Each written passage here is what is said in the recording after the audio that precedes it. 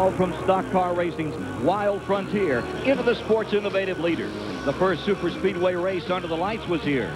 4 months ago under those lights, Wisconsin's young Matt Kenseth won his first major race in the Coca-Cola 600. Today it will help define the Winston Cup Championship.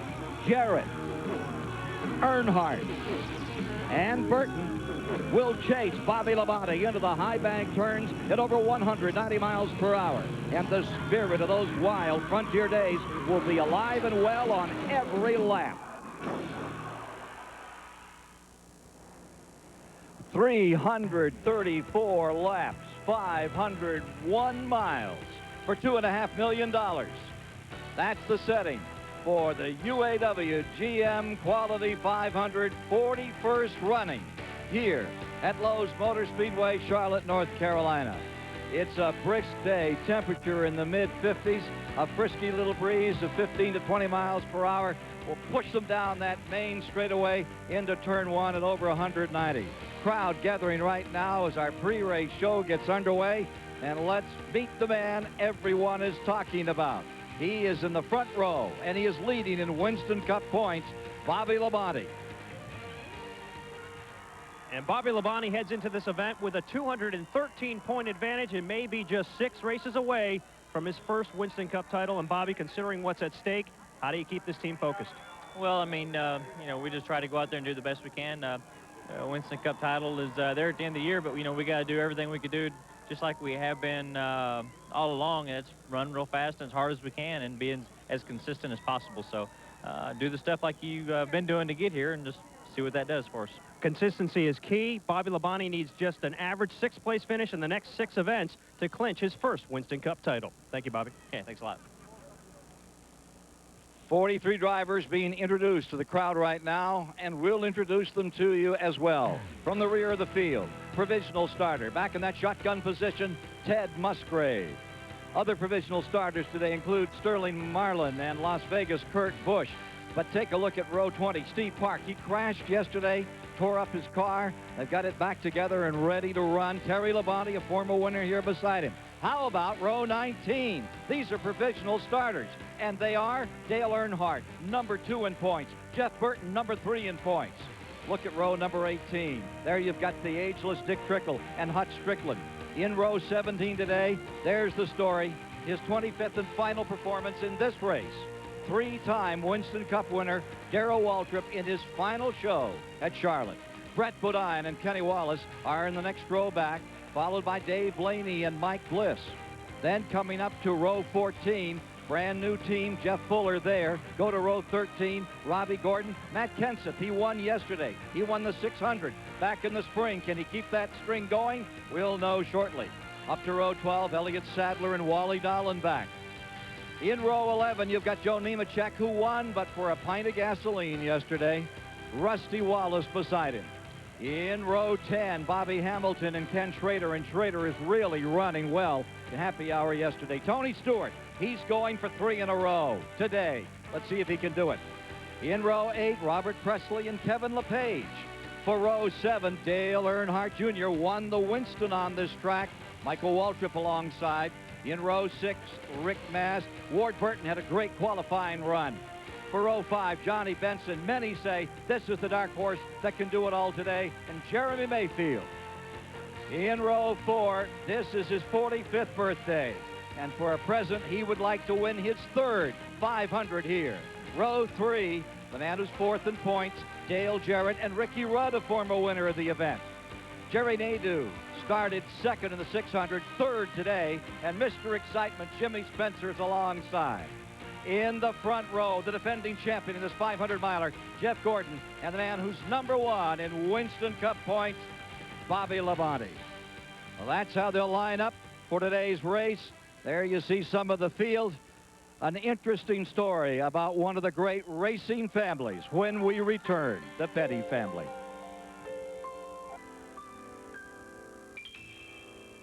UAW-GM Quality 500 pre-race coverage on the Superstation is brought to you by Circuit City, the official electronics store of NASCAR, and by NapaOnline.com, where everything great about Napa is now available online. Back with you live at Lowe's Motor Speedway, and a good day, everyone. Ken Squire. The name Petty is synonymous with Charlotte, and as you know, racing is a very public sport. But when tragedy strikes, those affected in this sport become very, very private. As you're probably well aware, fourth-generation driver, 19-year-old Adam Petty, was killed 5 months ago in a racetrack incident. A member of another great racing family, Liz Allison, the widow of Davy, has talked to the Pettys this week about their loss and how they cope. And we feel that her conversation with Austin, Montgomery Lee, Patty, and Kyle is a very rare and very moving insight into loss and recovery.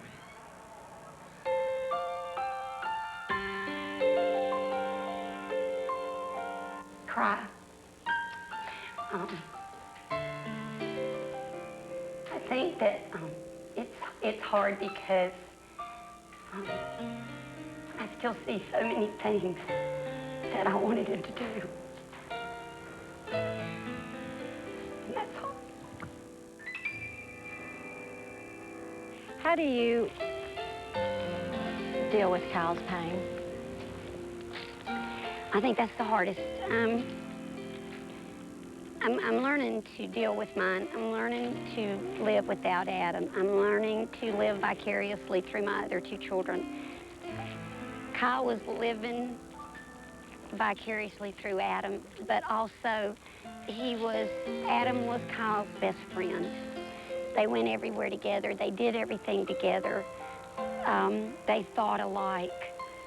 They adored each other. And there is such a loss when I look in Kyle's eyes now, and it is very hard. I think you can look at it two ways, and you can look at it as saying that, you know, yeah, it was tragic, and, you know, I don't think the pain that the parents go through, it's incredible, but I don't think you can put it into words, but at the same time, you can make it a positive or a negative. And I think that we look at it that we were blessed for 19 years to have Adam in our life. Adam Petty will win the Easy Care 100 at Charlotte.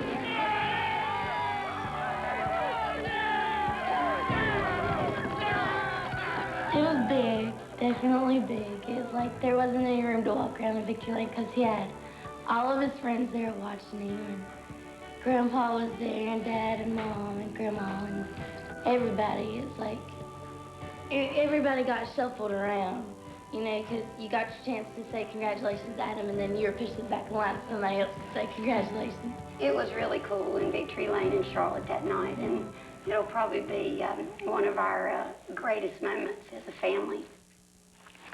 How important is it to you as a family to have Adam remembered? Very. Yeah, you know, but Very much. my memories of Adam are special, and they're probably, some of them are different than what even Patty has or what Austin or Montgomery Lee has. So I think it's important for us to keep the memory alive for ourselves.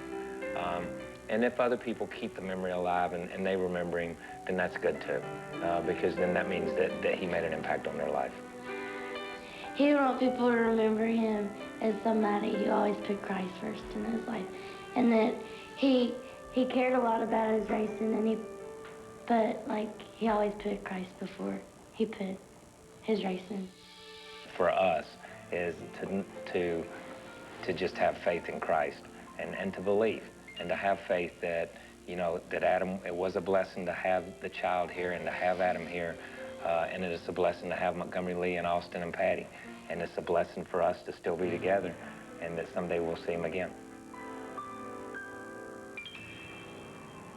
For only the second time in the history of this race, there is no Petty in the field today.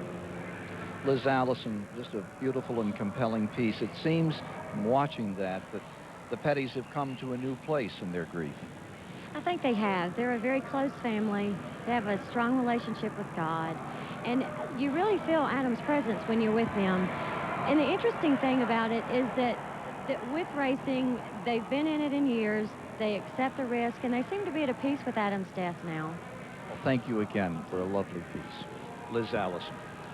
The crowd gathering here today wearing fall wear. A little on the brisk side, as we said at the start. We'll see you with more in a moment. At Lowe's Motor Speedway, the champions being brought around this mile-and-a-half track so the crowd can give them a cheer before they go out. There's Darrell Waltrip and daughters. Point standings as we come to 28 of 34, 6 races left. Mathematically, 5 drivers have a shot at it, but only 3 are real contestants for that top spot of Bobby Labonte: Earnhardt, Burton, and Jarrett. And Marty Snyder has more on this story. Ken, all 4 contenders are going after the same goal, the biggest prize in American motorsports, but they all want it for very different reasons, and the story reads like a Hollywood script. He has been there. He has experienced it, but he has yet to claim it for himself. The Winston Cup trophy is in the family bloodline for Bobby Labonte. Twice older brother Terry has been king of the sport. The first time, Bobby was helping out in the shop. The second time, he was winning races. Now, it is his time. In this script, Labonte plays the good guy in the leading role. Through the school of hard work, hard knocks, and hard lessons, the younger Labonte has paid his dues. The Winston Cup is there for the taking. It is now his to lose. To win the Winston Cup championship, you have to have some growing pains probably to go through it, and people around you that have done it and, you know, experienced it. So I don't think it's just going to happen by sheer luck. In this Hollywood feature, Dale Earnhardt is the sage veteran seeking one more shot at greatness. 7 times he has hugged the trophy. Shrewd and wise in his moves, he has driven a masterful season. But it has taken Earnhardt 6 years to get back to the top. There is no doubt this is his best shot at the record 8th title, and maybe his last. We're tied with Richard Petty, and we've had a great career in Winston Cup racing, but the 8th championship's what's at hand. It's the next goal. It's the next tier on the ladder. For Dale Jarrett, title number 2 would secure his status as one of the all-time greats in stock car racing history. While 2000 came in like a lion with an impressive win in the Daytona 500, the rest has been much more like a lamb. Consistent, yes. Dominant, no. Even though we've put ourselves in position a few times to run up front and win, it hasn't been that consistently up front in the 1, 2, and 3 positions. In this screenplay, Jeff Burton is the youngster ready to answer the bell next year. His season, very reminiscent of Bobby Labonte's campaign in 1999. The old cliche, lose one before you win one, that could be Jeff Burton. But with slim title hopes still alive, Burton is a realist. No matter what we do, as good as they are, as good as that whole team is, if they don't have trouble, we will not win the Winston Cup championship. It's in their court. They can lose the championship at this point. But if they do, it's because they lost it. It won't be because we went and took it. There it is, the elusive prize. Who will win it? Who knows? But the climax in the script might come today. Charlotte in October has either been the demise or the catapult to many a Winston Cup champion. Ken? The only monster that Bobby Labonte has to seem to worry about is the one he's riding with in the pre-race parade around the mile-and-a-half track as the drivers continue to be introduced. Mike Massaro is down there on pit road, and he might just be able to give you a ride in this parade with the leading guy in the whole event, the pole sitter himself. Mike? And Ken, a very interesting perspective circling the Lowe's Motor Speedway with your pole sitter, Jeff Gordon. And Jeff, you start up front this afternoon, but what's the key to keeping it up there all afternoon long?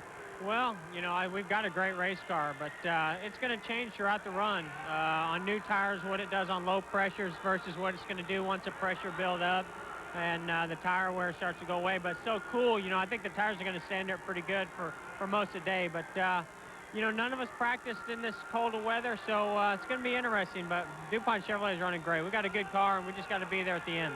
It's Jeff Gordon's 7th career pole right here at Charlotte, more than any other driver on the active list. Mixed reviews for Jeff Gordon as we get down toward pole time here.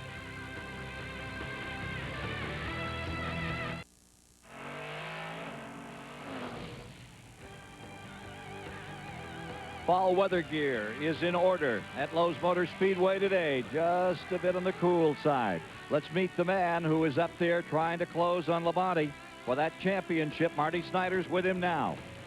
Well, Ken, listen to this stat. Before this weekend, Dale Earnhardt had taken 2 provisionals at Charlotte. In those 2 races, he finished 2nd and 3rd. So maybe a provisional is a good thing for you. I don't know. Should we expect another top 3 finish today? Well, I don't know why not. It's a great racetrack for us. We run good here. It's a tough day, though. It's really cool. I don't know what our setup's going to be like. We got some adjustment in the car. We'll just have to see. Hopefully we can get some time on pit road to adjust on the cars, a few pit stops, and maybe get the car right. We'll be right. We'll set the bar high. We'll expect that top 3 finish from you. 37th he will start today, and believe me, he's not out of a championship chase yet. On this very cool day, the hottest driver here is this driver. Won at Dover 2 weeks ago on the Monster Mile, Tony Stewart. The Indiana driver came back last week on the half mile at Martinsville, Virginia, and he cranked out another win. And he is now looking for win number 3 straight, and he's with Mike Hogwood.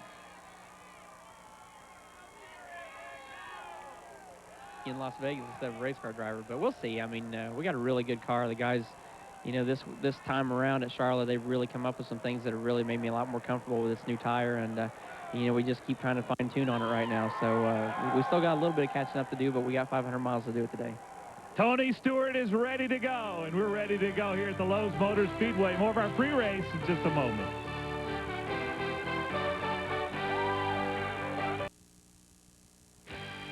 At Lowe's Motor Speedway, the talk is of champions. Joe Gibbs in football took 4 teams to the Super Bowl and twice took the crown. In stock car racing, he is on the brink of winning the top award, the Winston Cup, with Bobby Labonte. With more on the story, here is Mike Hogwood. Ken, you talked to Bobby Labonte and his car owner Joe Gibbs about this championship, and well, they just won't say much about it. There's still 6 races to go, but the crew, that's a different story. Or they feel the pressure, the intensity. They are determined to do it each and every race. Butch Hilton is the car chief for Bobby Labonte. When crew chief Jimmy Makar, Labonte wants a change in the setup. Hilton is responsible for making it happen. There is no margin for error. Hilton has come close to a championship twice while working for Mark Martin's team. He wants a championship in the worst way. I've been trying to do this since I was 17 years old and watch guys on the sport, work my way up. If I could just get one of them, I think it would be a real big thing for me and my family too, because they put a lot into it too. Being gone, you know, doing a lot of things without them. Mark Cronquist is the head engine builder at Gibbs Racing. He knows an early race engine failure would be devastating. Labonte would lose much of his big lead over the other contenders. Despite the pressure, Cronquist says the team is trying to stay loose. We all have fun. I mean, you can watch us. We all joke around. We laugh. We giggle. You know, the pressure's there, but we don't show it outside ourselves. And you know, we're on each other pretty hard about making sure we do the right job, but we don't yell and scream at each other. And we're a bunch of good friends, and we all like to have fun too. One Labonte team member has a championship ring. Peter Jellin drives the transporter and gasses the car on race day. He did the same for Alan Kulwicki in 1992. Jellin says that the intensity to win is great. Everyone knows a mistake in one area could cost this team the championship. You don't want to be the one that, oh my God, he left that loose, oh my God, if that didn't happen, we could have, should have, would have. So you don't want to be that one, but surely you don't want to see the guy you work next to have that problem or be the one, because it'd be hard to live with. Now, when you talk to the Labonte team members, you realize the admiration they have for their driver, the wheelman they call Bobby Labonte, and they're convinced that if they do their job today, the wheelman will do the rest and end up in victory lane. Ken? It is indeed a team sport, and over the past couple of days, Turner Sports essayist Jim Huber has been down here and following this particular team. Your thoughts? Ken, it's a time when we got to really look very deep inside all of these guys, and so it comes down to this really with 6 races to go in the Winston Cup season. The championship is Bobby Labonte's to lose, and what kind of pressure must that be? Labonte has worked for this his entire career. He's dreamed of it. He's tasted it. And now that it's almost here, ironically, it must seem farther away than ever before. Though he will be attached at the ear and at the heart with his pit crew all day long, imagine how alone he will seem. Whose voices indeed will he really be hearing as he moves closer and closer to his championship? Jimmy Makar, his crew chief? Certainly. Would Joe Gibbs have a word or two for him to settle him as he calmed his Redskins long ago, to assure him that indeed racing Super Bowl is his now if he stays collected? Will he hear Makar or Gibbs, or will he simply only hear his own heartbeat, loud and fast and racing like restrictor plates hadn't been invented yet. Ken?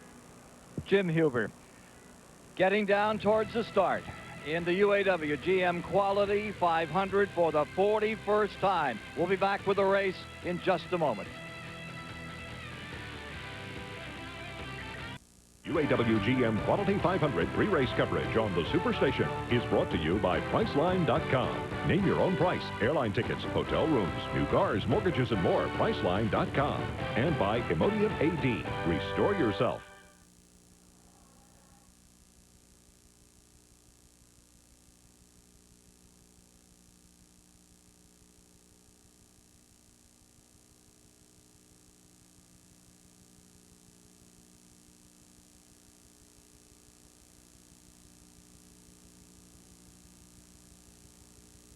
Of stock car supremacy. For 51 years, men like these have been measured by their titles in NASCAR's most prestigious series. Today, this goal is finally within reach for Bobby Labonte. After a decade of effort, his first series title is his to lose. Focused on overtaking him, defending champion Dale Jarrett. The determined Virginian, Jeff Burton.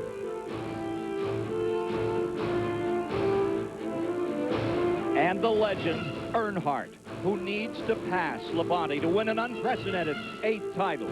Today at Charlotte, it's a major step in their quest.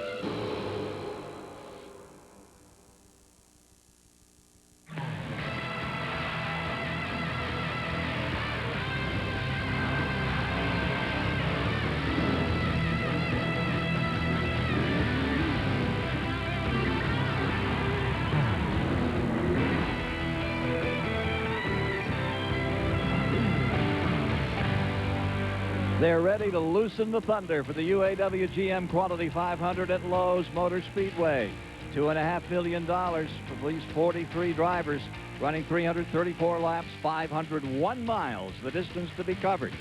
In this, the race of the day on American sports scene. Take a look at the front row for today. And there you've got the whole story. Jeff Gordon, who won this race a year ago, and beside him, the guy that's up on top in points, Bobby Labonte.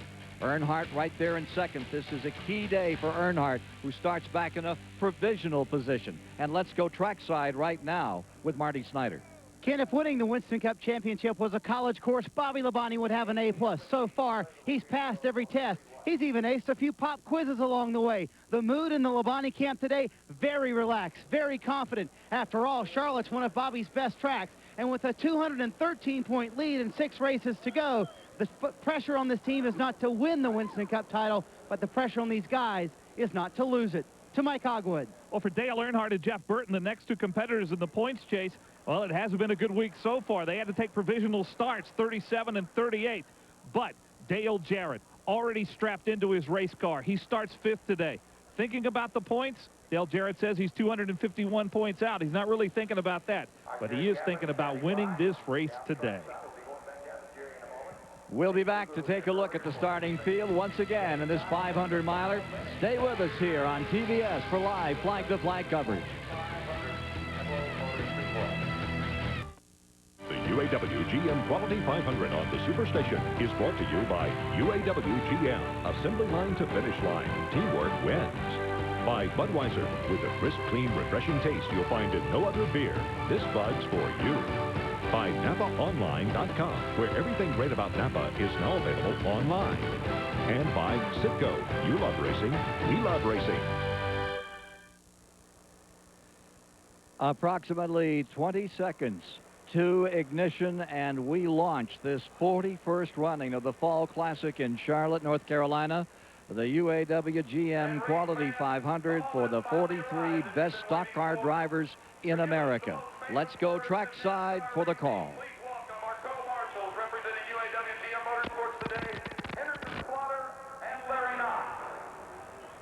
Gentlemen, start your engine.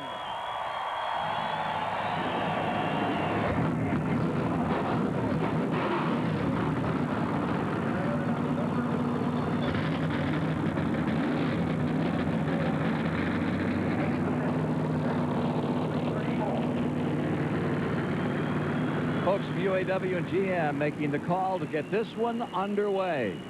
And once it's underway, to give you all the play-by-play of today's action, let's go to Alan Bestwick. Ken, thank you. Good afternoon, everyone from Charlotte. Looking forward to bringing you an exciting race today, and looking forward to bringing you more of it than we've ever been able to before. Something new you may have read about earlier in the week, featured in our TBS coverage today. We're calling it No Brakes Racing. Through the cooperation of many of our sponsors, we're going to be able to show you continuous racing action during most of the commercial breaks in today's race. Now, about 20% of the breaks will still be shown to you in the traditional manner, but during 80% of the commercials today, you'll see the commercial in the upper two-thirds of the screen along with the soundtrack for the commercial, but in the lower part of the screen, continuous live action from the racetrack along with our scoring and data box on the left side of the lower part of the screen. Hope you enjoy it. It's TBS No Brakes Racing, and we're looking forward to bringing it to you this afternoon. Now let's dive into a couple of final stories before the start of today's race. Buddy Baker works with me on the call today, a four-time Winston Cup winner here at Charlotte. We've talked about the championship contenders. Their final thoughts now before they roll off in this race. It's kind of a shaky thing. They know they have to go 500 miles flawlessly to catch it, Bobby Labonte, and it's going to be tough because Bobby Labonte's had nothing but great luck. Luck is kind of like love. You can't see it, but you know it's there. When you have great luck like Bobby Labonte's had, he wrecked in Martinsville last week, recovered, and had a great finish.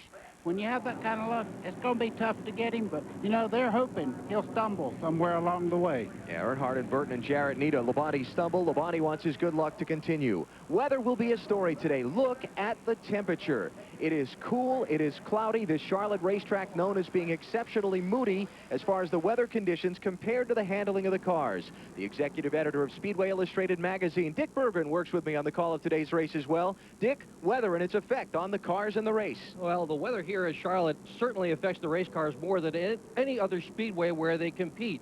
When the sun goes in and out from behind the clouds, the cars tighten up. They loosen up. But today, the story is the cold. Engine builders told me this morning they expect that they're going to see 35 more horsepower out of the engines as a result of the 30-degree differential in temperature from what we have today compared to what we ordinarily would have. Chassis builders say that the tires are going to grip the racetrack better today by far than they ordinarily would. Weather, you bet, it's going to be a factor.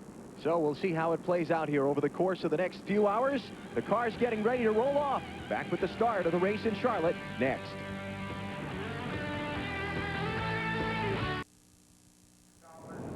The final fireworks of pre-race festivities, a little overhead air show by some of America's finest from the United States Air Force. Believe that's an F-15. Now the cars on the racetrack, as you can see, getting gathered up behind the pace car to set their 55-mile-an-hour pit road speed limit. 3 parade and pace laps before the green flag in this afternoon's event. Here's a starting lineup review in case you missed it earlier in our pre-race show. Jeff Gordon is on the pole, his 7th Charlotte pole in 16 tries. He's the defending winner of this race. Bobby Labonte, the championship leader, coming into the race, starts on the front row alongside. Jerry Nadeau, many folks think could be a threat to get his first Winston Cup win. Starts in row 2. Jimmy Spencer, terrific qualifying run. Can he get back to victory lane for the first time since '94? Dale Jarrett's a 3-time Charlotte winner. He's back in row number 3 alongside Ricky Rudd, another driver with an excellent car in yesterday's final practice. The 4th row, Bill Elliott and Mark Martin, a 3-time winner in this Charlotte October race. Johnny Benson, his team very confident this morning that they can have a good run today. Perhaps another potential first-time winner. Jeremy Mayfield with him in row 5.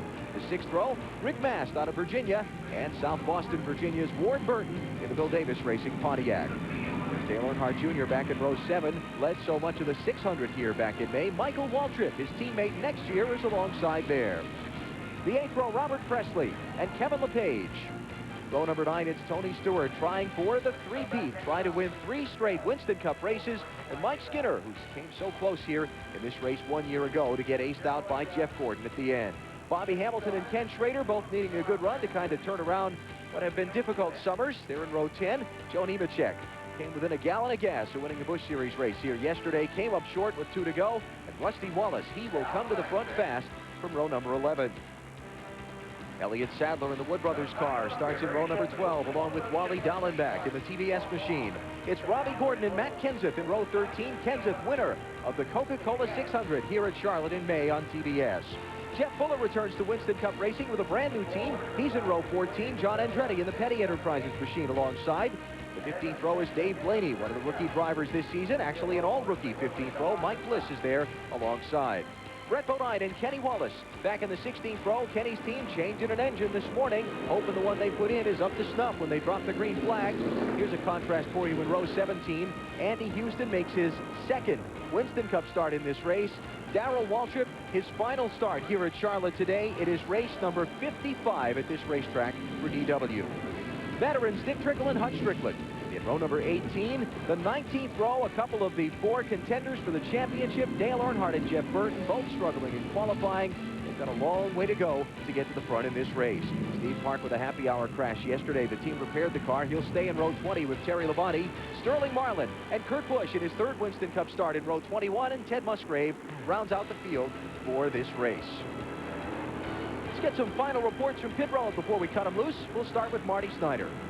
Alan, NASCAR 2000 has been a season of discovery for Jeff Gordon. A new crew chief, new crew members, and a new teammate. When Gordon felt he was losing the handle on Charlotte, his favorite and most successful racetrack, he turned to what many think was an unexpected source.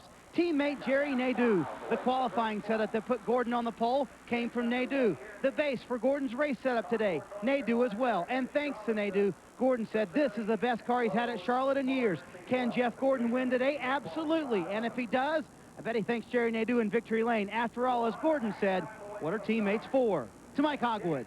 Well, Jimmy Spencer starts 4th today. He's had only 4 top 10s all year, and after qualifying on Wednesday, Jimmy was absolutely giddy about his run. They call Jimmy Mr. Excitement because of his hard driving, aggressive style.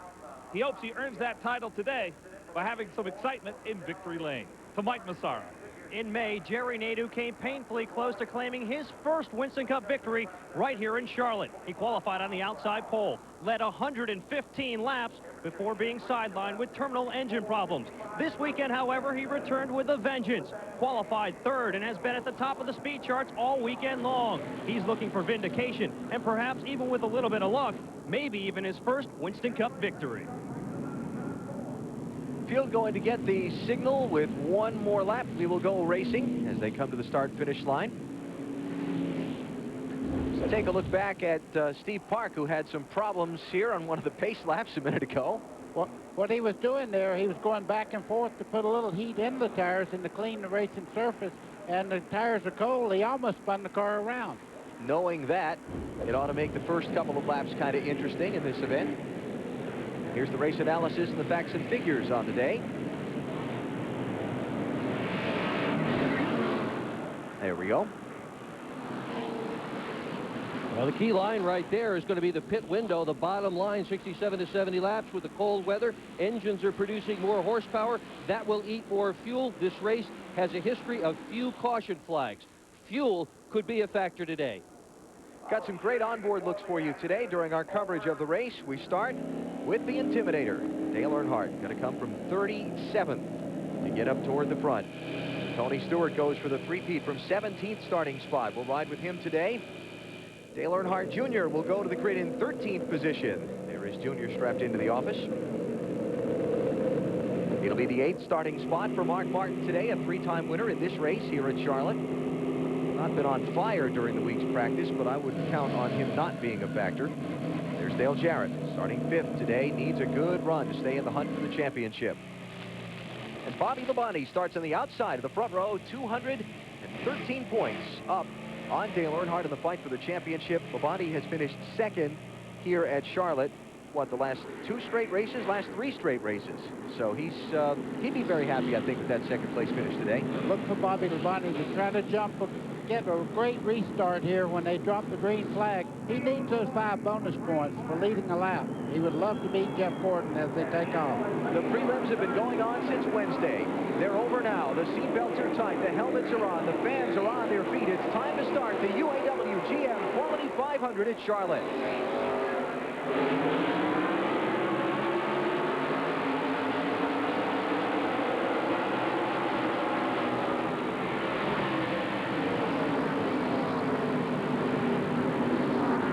Gordon gets the jump on Labonte into turn 1.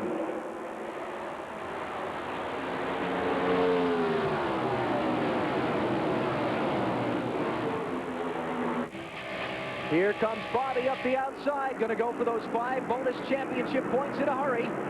And he's going to get it. He got a great run off turn 4 there. 5 points for Bobby Labonte. And that's the 12th race in a row he has led here at Lowe's Motor Speedway. No other driver has led that many consecutive Winston Cup races. Labonte leads. Gordon is second. Nadeau is third. That's Rudd in fourth. Dale Jarrett is settled in line 5th. Jimmy Spencer 6th. Martin, Elliott, Mayfield, and Benson in the first 10 spots. Jeff Gordon coming on the inside there. Jerry Nadeau in the 25. And, you know, that might have been a prearranged move that they let Bobby Labonte by there. Jeff Gordon was in 10th place in points. They may have talked about that because they sure got by him pretty easily when they had to make the move.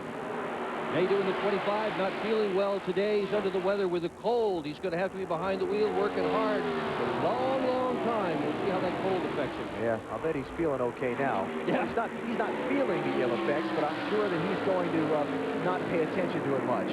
Look at Earnhardt moving up. Outside line around Dick Trickle.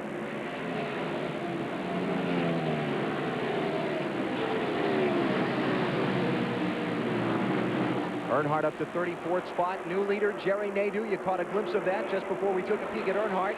Nadeau to the point. 3rd different leader already in just 3 laps of this race. Boy, and Ricky Rudd making a power move on the inside. That black car trying to take over 3rd spot from Jeff Gordon. He's been strong all week long. Didn't even hardly practice in happy hour yesterday. Said the car's the best he's ever had at Charlotte. We're over the cold tires thing now, right? 4 laps in. Yeah, and you can tell they're racing very hard side by side. And Bobby Labonte right now seems to have a car up for the challenge today, not losing any ground to our leader, Jerry Nadeau. We peeked in on Dale Earnhardt. Let's peek in on Jeff Burton and check his progress. Burton's only moved up 1 spot so far. Started 38th, he's up to 37th, but it's early. Talked to his crew chief, Frank Stoddard, this morning. He feels they've got a horse they can ride all the way to the front into the top 5. And that car you saw way back there with Darrell Waltrip, he's got to feel this car out. He crashed just today in practice right at the end of happy hour. The new car does not know how it's going to drive, so he has to feel it out. He's dropped behind the pace of the rest of the cars here. I love that camera angle. You really get a feel for the banking and what those drivers are leaning on and how quickly they go through the corners here at Charlotte. And how close they come to the wall coming off the corners, and those cars are sliding. Not that they're steering that close to the wall. Trouble, there's a car in the wall. Somebody in the wall. Mike Bliss, I believe it is. It is Bliss off turn 4. Caution is out. That's the 2nd time this week that he's crashed nearly in the same spot through turns 3 and 4. Looks like Hutch Strickland got a piece of it as well as he comes down the pit lane with the left front torn up on his car. He's on the gas, just going to go straight through and try and stay on the lead lap, let the pace car pick up the field. Terry Labonte was involved as well. So caution is out, 5 laps in. It'll be 6 laps. Actually, it is 6 laps now as Nadeau comes to the stripe. There's the Labonte machine. Wonder if Labonte and Strickland got together in the aftermath. Well, they got together while it was going on, coming off the 4th turn. That was just part of it. Bliss started in 30th position. Strickland started in 36th. And Terry Labonte started in 40th. And a little piece of left rear fender damage on Steve Park's car also. So 4 cars involved in the accident that puts us under caution for the first time. Well, we told you about TBS No Brakes Racing. We'll do it right now. It's TBS No Brakes Racing continuing. Back at Charlotte, TBS No Brakes Racing continues under caution for the first time. 8 laps now into the 334 in today's UAW-GM Quality 500s. Take another look at what happened, or take a look at what happened to put us under the caution from Dale Earnhardt's in-car camera. Okay, right here, that's Andy Houston, and he gets into the back of Bliss there. As they start off the corner, he goes up the racetrack into the outside wall, spins around, and some other cars were collected as he came down the racetrack. Terry Labonte and Steve Park, the other 2 involved. Now the aftermath. Watch Park there, just on the right of your screen. It's just out of the frame. Everybody's locking the brakes up, and it was a chain reaction. Several cars got together. Not even major damage to them, but some damage. There's Andy Houston making his 2nd Winston Cup start. Just got a Charlotte lesson. Some pit stops. You see Brett Bodine, Kenny Wallace, Darrell Waltrip, Kurt Busch on. Pit lane, Matt Kenseth has also been in under this caution flag. Jerry Nadeau is the early leader at Charlotte.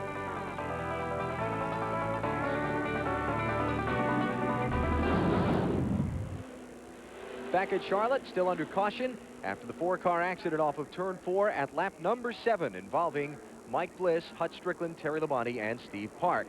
Hey, Tuesday night, October 31st at 7 p.m., it's the NBA on TBS. Doubleheader action kicks off with the Sixers heading to New York to take on the Knicks. Then it's the Trailblazers hosting the defending champion Lakers. It all starts with NBA Tip-Off 2000, October 31st on TBS.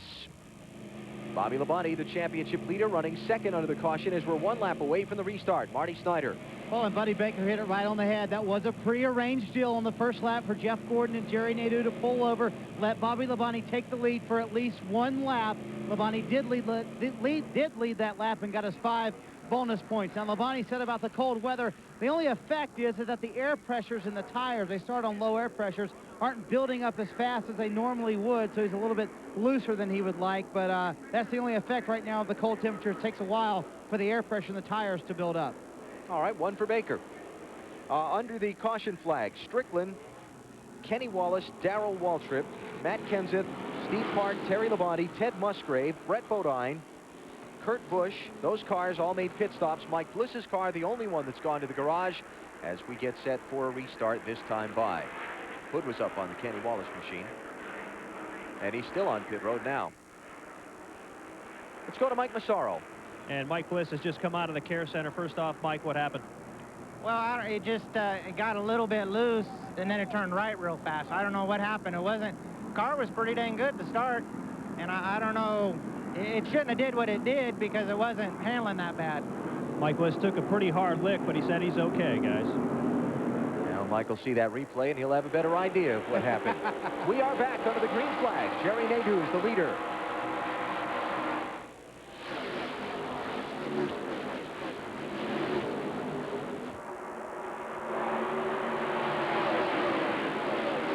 You know, one thing we didn't talk about in that wreck is that was right in the vicinity of where Dale Earnhardt was running. Didn't see him have to thrash particularly hard to get through it, but, you know, it happened. We looked at the replay from his in-car, so championship luck, Buddy, you talked about at the top of the show. He was lucky there. Yes, you have to have it, and he went low. I watched him come through there. He went to the low side, Bliss went up, and by the time he got by, everything was clear where he was at.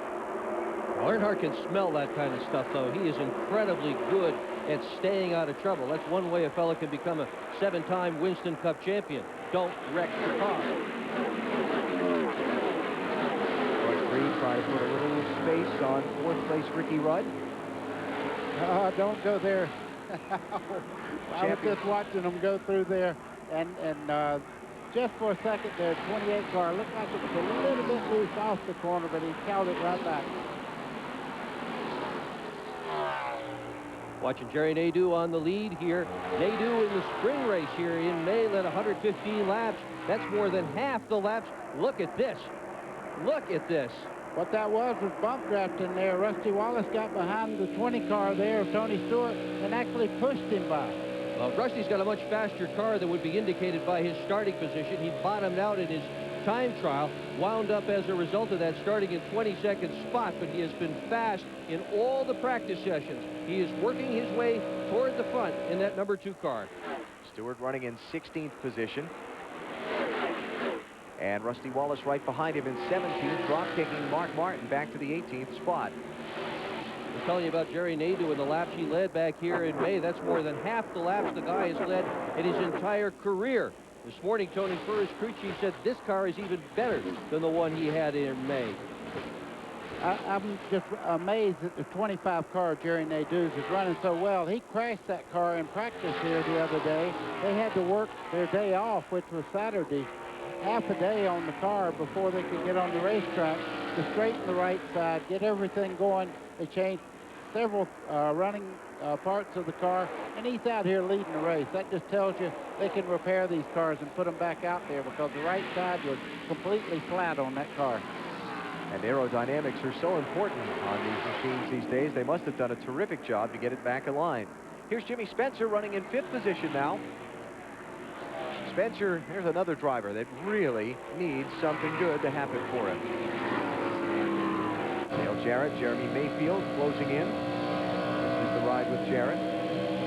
Good shot to let you know how close you get to the turn wall as you come off. You see him getting passed by Jerry Mayfield as they head down into turn 1. Mayfield's moving up quick. Jeremy's car was completely apart in the garage this morning. They had the upper A-frame, lower A-frame, all the steering arms were off that thing. Said in the very last practice session yesterday he felt that something in the front end wasn't quite right, maybe something loose, so they took everything off this morning, replaced it just to be sure that he'd have no reliability problems. Here comes Johnny Benson. And there is Kenny Wallace back on the Speedway. He is 1 lap down. The race leader in 41st position. Mike Massaro can add for us. Well, Alan, Dick Berggren just talked about reliability problems. One team that has had a problem there has been the 55 car of Kenny Wallace. Yesterday during happy hour, they replaced an engine after only 6 laps of practice. More engine problems already this afternoon. They reported that the engine was missing. They pitted twice under that last caution.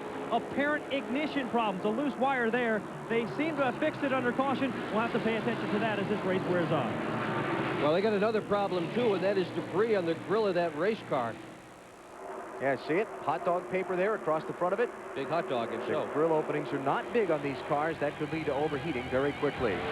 You're watching No Brakes Racing on TBS from Charlotte.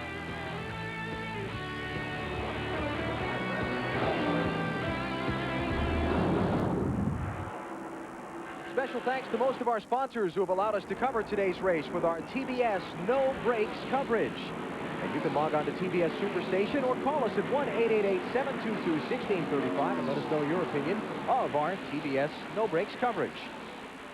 25 of 334 laps are complete. Jerry Nadeau is the leader.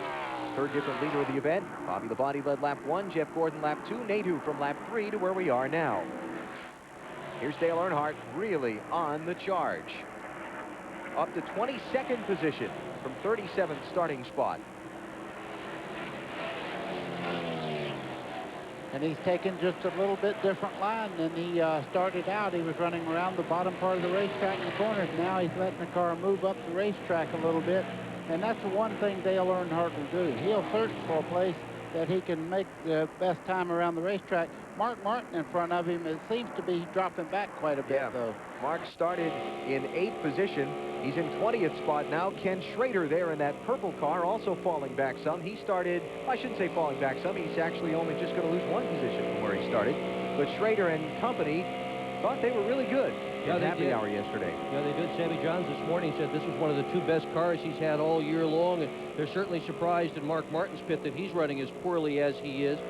Rough ride last week in Virginia for Mark, finished in 18th spot. That is incredibly uncharacteristic, particularly uncharacteristic to see him run poorly here at Lowe's Motor Speedway. Take an engine DNF out in '94. His worst finish in this race in the last 8 years was 4th. Watching the leader, Jerry Nadeau. Moving up, sliding back. Jeff Burton up to 24th spot. Steve Park has picked up 7 positions. Rusty Wallace 6. And we documented Dale Earnhardt's rise through the pack. Sliding back.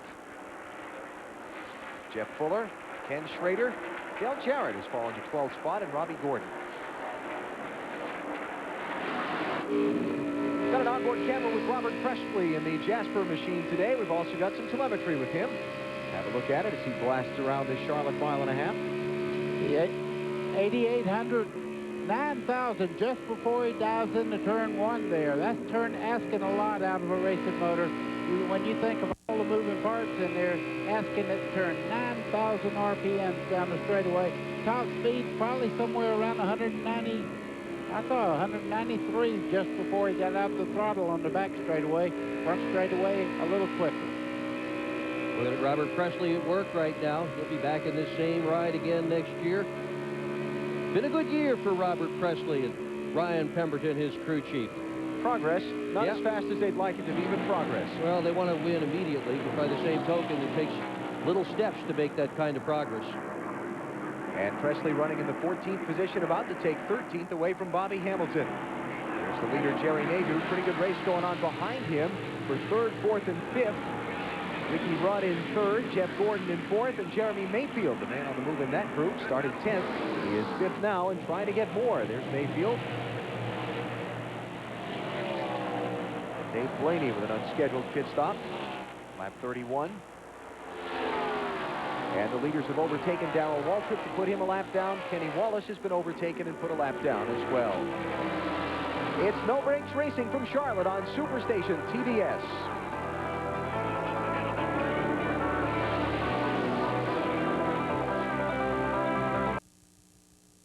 Budweiser, the official beer of NASCAR, presents the Bud Pole Award. Almost everyone remembers Dale Earnhardt Jr. electrifying the crowd at Lowe's Motor Speedway back in May, setting a new track record while winning the Bud Pole and qualifying for the Coca-Cola 600. But who has won the most poles at Charlotte? Active drivers such as Ken Schrader, Mark Martin, and Bobby Labonte have all won more than one Bud Pole Award at Lowe's Motor Speedway. Cale Yarborough and Charlie Glotzbach have each won the pole 4 times at Charlotte, along with Bill Elliott. Jeff Gordon has had incredible success on the 1.5-mile track, winning the Bud Pole Award an amazing 6 times in recent years, but he doesn't have the most. That distinction goes to South Carolina native David Pearson. The Silver Fox had a run that might not be duplicated at any track. From the fall race in 1973 to the fall of 1978, Pearson won the Bud Pole for every Winston Cup race run at Charlotte, 11 in a row, and he had a total of 14 poles at Charlotte in his career. And we're back, Lowe's Motor Speedway at Charlotte. The UAW-GM Quality 500 under caution, second time, waved at lap number 34. Debris in turn 4 was the reason. And all the leaders have been on pit road for stops. Bobby Labonte has come out with the lead. Here will be a look at the pit stops. There's the triple box. Nadeau, Labonte, and Rudd, who were the top 3 going in. Nadeau took an air pressure change in the left rear by 1 pound, left front by 1/2 pound to try to loosen the car up a little bit, just a tad tight on that number 25 that's been leading. Labonte barely squeezes out in front of Ricky Rudd to hold the lead there. Good job by Rudd's crew to get him up to second. Yeah, and you could see him coming in. It looked like Bobby Labonte was a lot later getting to his pit box. That's the reason for that is he's further down pit road. That's why he beat him back out of pit road. He had a little more time, got right out in front of everyone. Dale Earnhardt with a little piece of garbage on the grill there that he has picked up from somewhere. And Earnhardt coming off of pit lane in 25th position after starting back in 37th spot. Second caution of the UAW-GM Quality 500 at Charlotte. Another pit stop for Mark Martin under the yellow.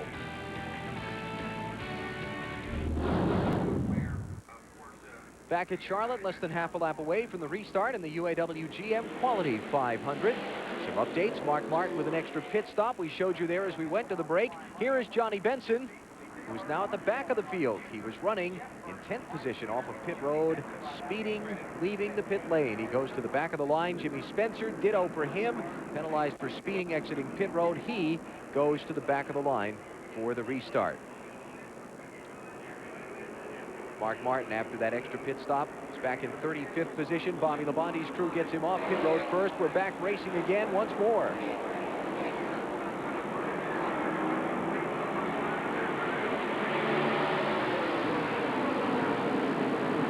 How many times this year Bobby Labonte said, look at this though, on the bottom, Ricky Rudd. I say how many times this year Bobby Labonte's pit crew has gotten him off pit road first if he wins this championship. He better do something nice for those guys. They have done a lot nice for him this year. You know, that could have just been a case of Labonte in championship mode being a little more conservative on the cold tires. I think so, and what he's doing is waiting for the pressures to get up to maximum where the car handles well. He's already complained that he didn't like the feel of the car on fresh tires, so look for him to come right on back. Sixth leader of the day is Ricky Rudd.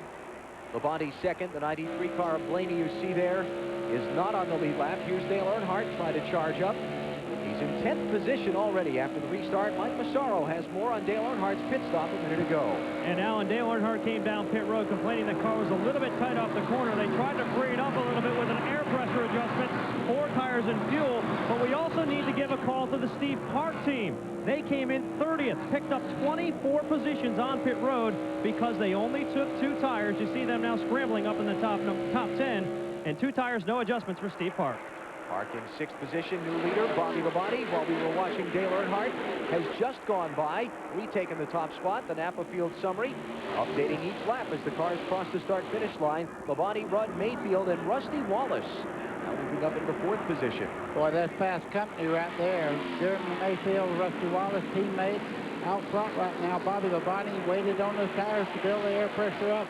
He's back under full song, but he's going to have a lot of pressure here. You can see Jerry Nadeau just behind there, getting very restless, trying to make a move back to the front. Mayfield, the man on the charge for the moment. Rudd's going to slip back possibly as far as 6th, maybe 7th before he'll get a hole in line.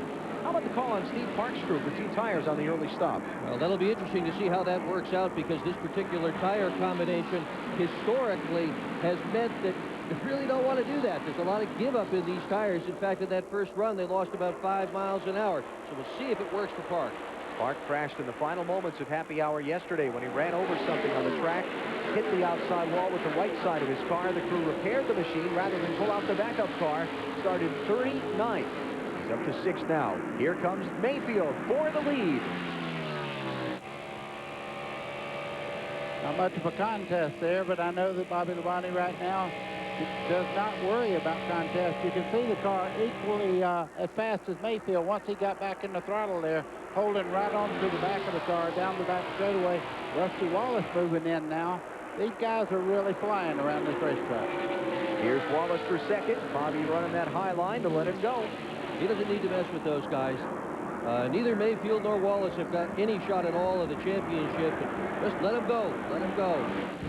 And lest anybody accuse Bobby Labonte with his point lead of the old racing term of stroking, there's a difference between stroking and racing smart. Yeah, and this is racing smart. Yeah.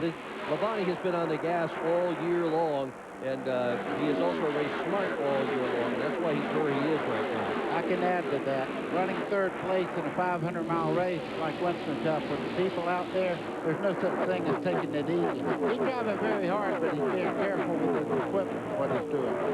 Still got 289 laps to go. No sense pressing hard. Lead change.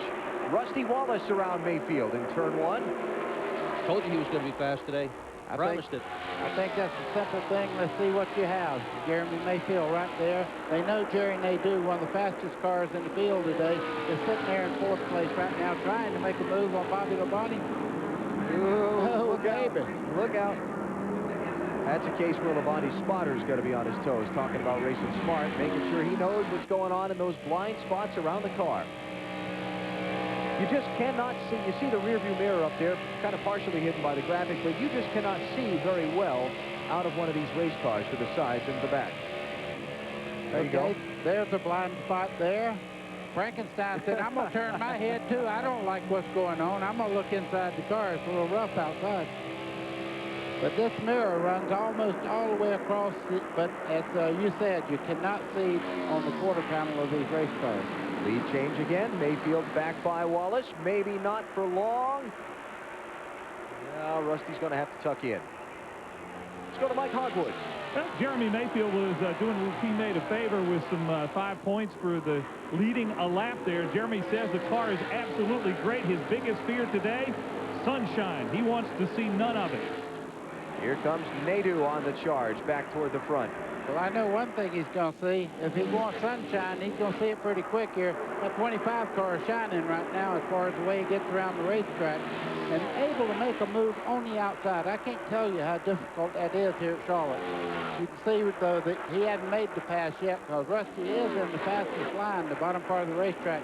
They do the power style, though, on the outside. What was he doing moving over like that? Was he just trying to pinch Rusty's line off going into 3? See when they come down the back Either that or straightaway, he's just playing running that hard. I mean, Nadeau is hard on the gas right now. And he probably knows if he waits around too long, that 12 car, Jeremy Mayfield, was quickest yesterday in happy hour. He needs to put some heat on it. Here comes Gordon and Earnhardt. Earnhardt up to 8th spot now. Charging from the back. There for a corner there on Steve Park's car was hurt a little earlier. He got loose there. 3 wide. That is big loose. Yeah. Rudd by. And Earnhardt now up to 6th position from 37th starting spot. By the way, Jeff Burton, the other title contender that was starting in the back, is up to 12th spot now, so he's having a good one. And here goes Nadeau, still fighting with Wallace for the runner-up spot. He's running very high on the racetrack. Had that car dialed in low a while ago. Nadeau now fighting that car a little bit and moving up the racetrack. And that usually indicates that the handling's going away just a little bit. Jeremy Mayfield leads, 51 laps complete, 283 to go. No Brakes Racing from Charlotte continues on TBS.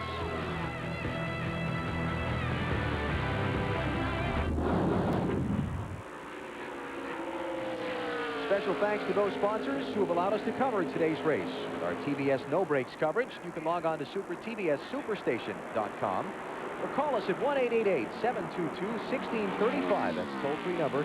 Let us know your opinion of our TBS No Brakes coverage. We're very interested in what you have to say. 56 laps complete as we look down on Jeremy Mayfield, the leader of the UAW-GM Quality 500. Rusty Wallace in second, dipping a little farther back. There's the interval to Mayfield, from Mayfield rather, the leader, to Jerry Nadeau and Bobby Labonte, who run third and fourth. And there's Ward Burton, who runs fifth. The sixth car in line is Dale Earnhardt, just to the right side of your screen. That's all right, dipping in and out of the frame there as we look down from the helicopter. Never figured out how they keep that thing steady from up there anyway.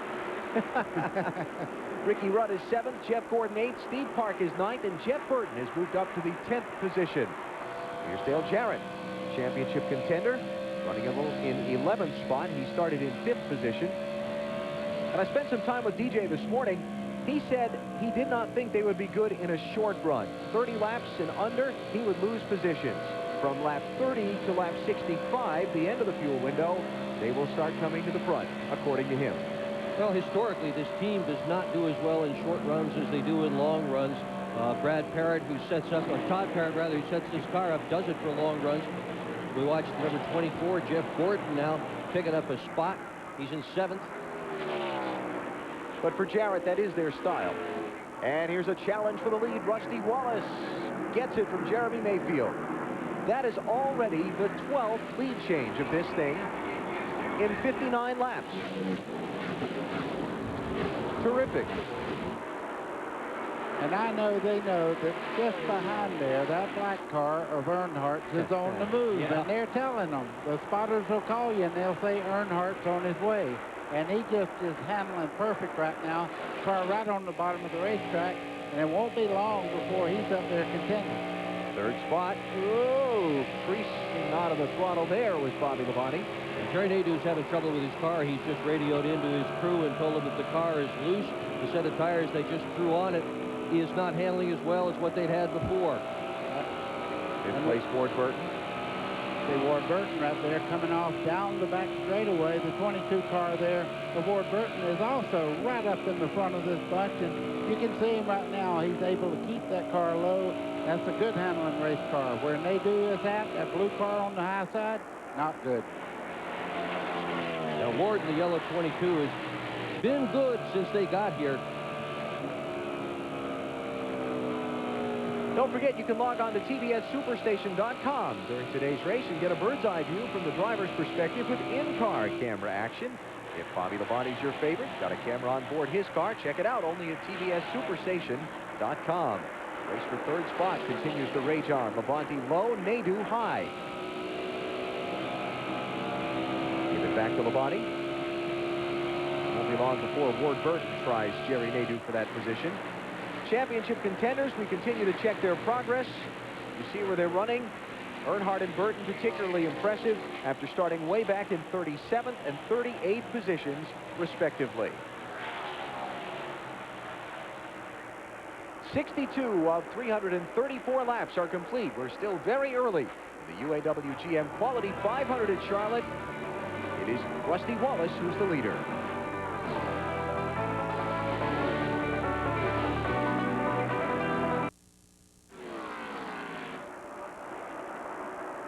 Lead changes already in the first 100 miles of the UAW-GM Quality 500. Rusty Wallace, the most recent driver out in front, took the lead from Jeremy Mayfield at lap 59. Check this out. 2 laps ago while we were away in the break, Earnhardt 3 wide on Ward Burton and Nadeau for the 4th spot.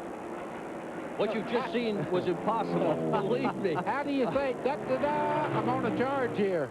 You want to ride with him and see what it's like? Watch this. Check this out. And that's from a guy in 2nd place in the national point standing, but just in front of this group, Bobby Labonte, and he's after him. I don't ever want to hear anyone suggest, after watching that, that at 49 years old, Dale Earnhardt has lost his nerve. No, he's not just, me, I can he's tell just you. as good and just as brave You know? as when he was 25.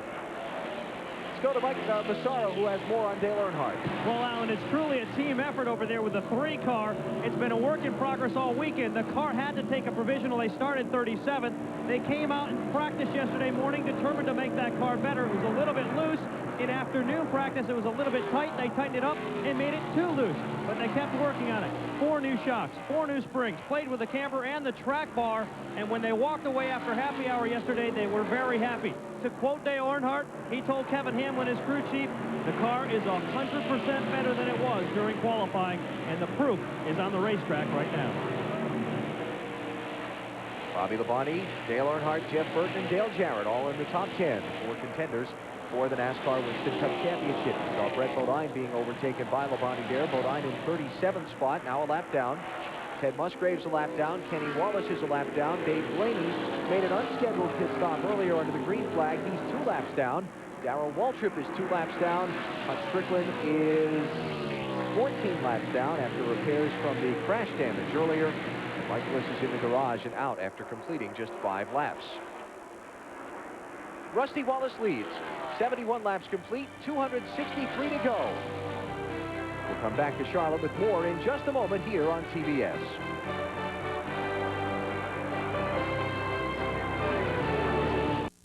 The UAW-GM Quality 500 on the Superstation is brought to you by Chevrolet Trucks, the most dependable, longest-lasting trucks on the road.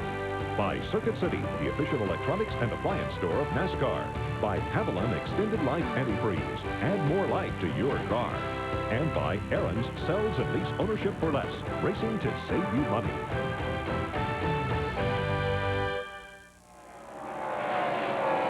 Ken Squire back with you here at Lowe's Motor Speedway, taking a look at a race summary through the first 100 miles.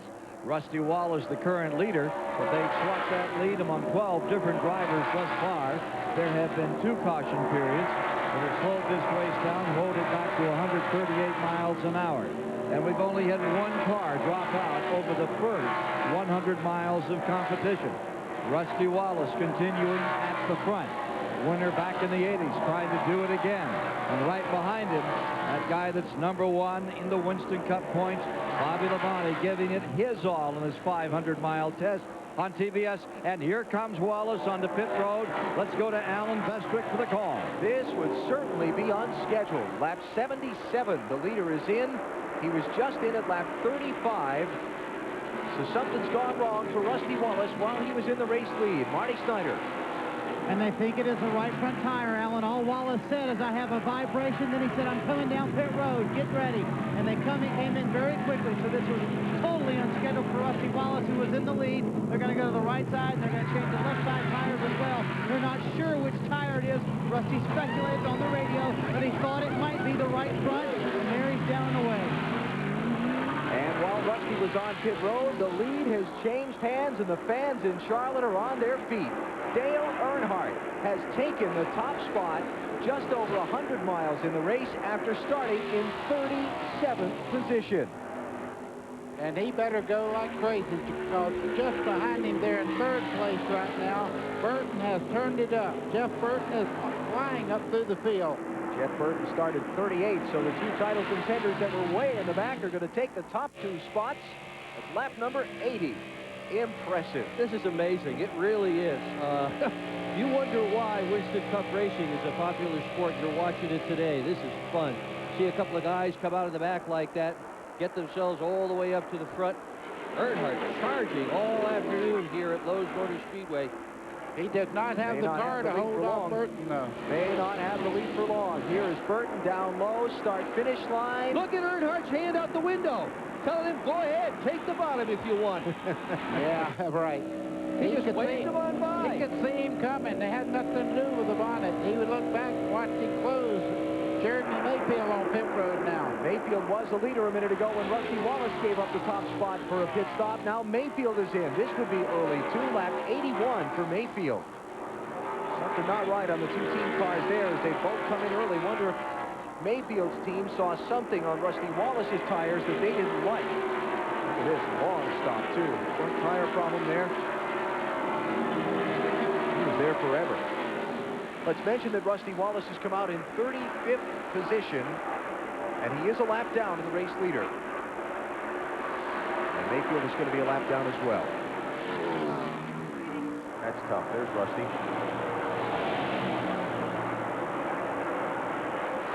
So Jeff Burton has come to the point from 38th starting spot. 3 of the top 4 contenders for the championship in the top 3 spots. The other one, Dale Jarrett, is running in 6th position. I would love to know how many races Jeff Burton has won from 37th, 38th, 35th back. It just seems like he has them where he wants them when he qualifies that far back. Earnhardt losing another spot. He's having trouble keeping that black number 3 car on the bottom of the racetrack. Hut Strickland has just taken his car to the garage and called it a day. Vibration. He was involved in the accident back at lap 7 with Mike Bliss, Terry Labonte, and Steve Park off turn 4. Hope we get a follow-up report from the Rusty Wallace pit here in a minute about why they came in early and what they found on that car. Same thing from the Jeremy Mayfield pit. Let's mention that Sterling Marlin is on pit road with the hood up on his car now. And Ted Musgrave made a green flag pit stop a little while ago. Brett Bodine has just gone to the garage. So cars encountering problems here early. There's Brett turning his machine in behind the wall.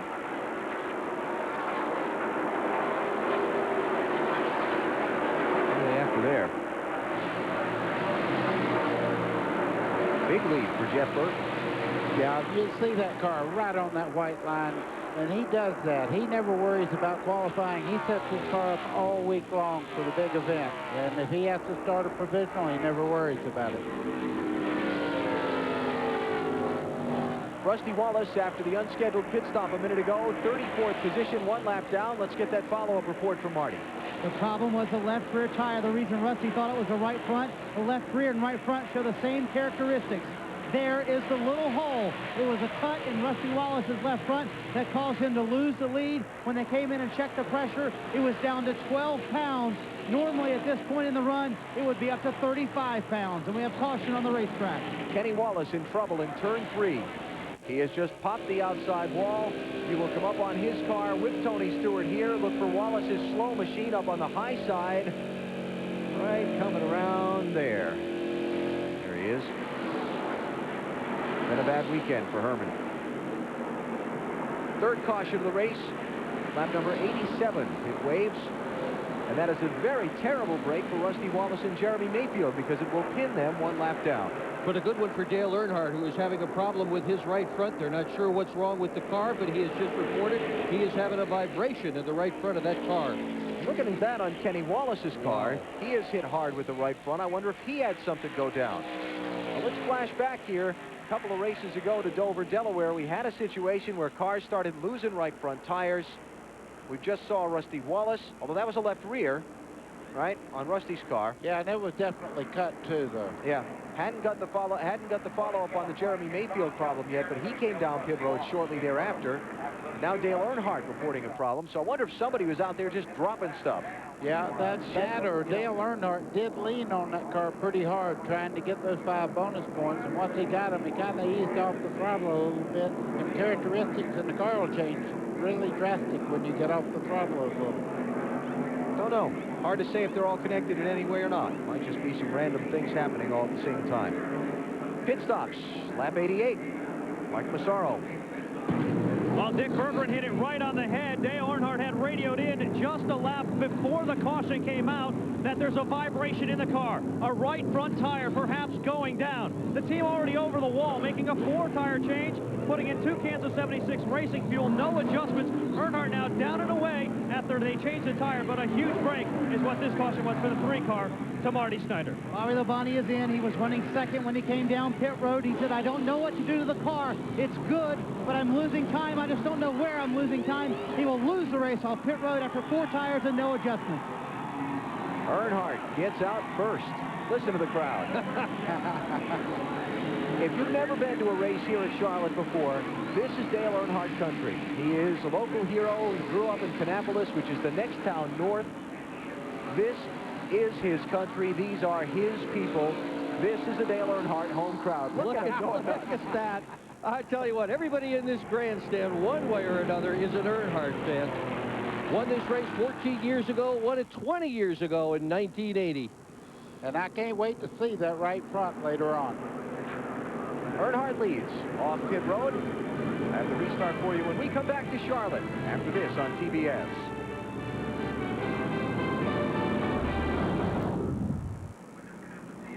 We are back, Lowe's Motor Speedway, Charlotte.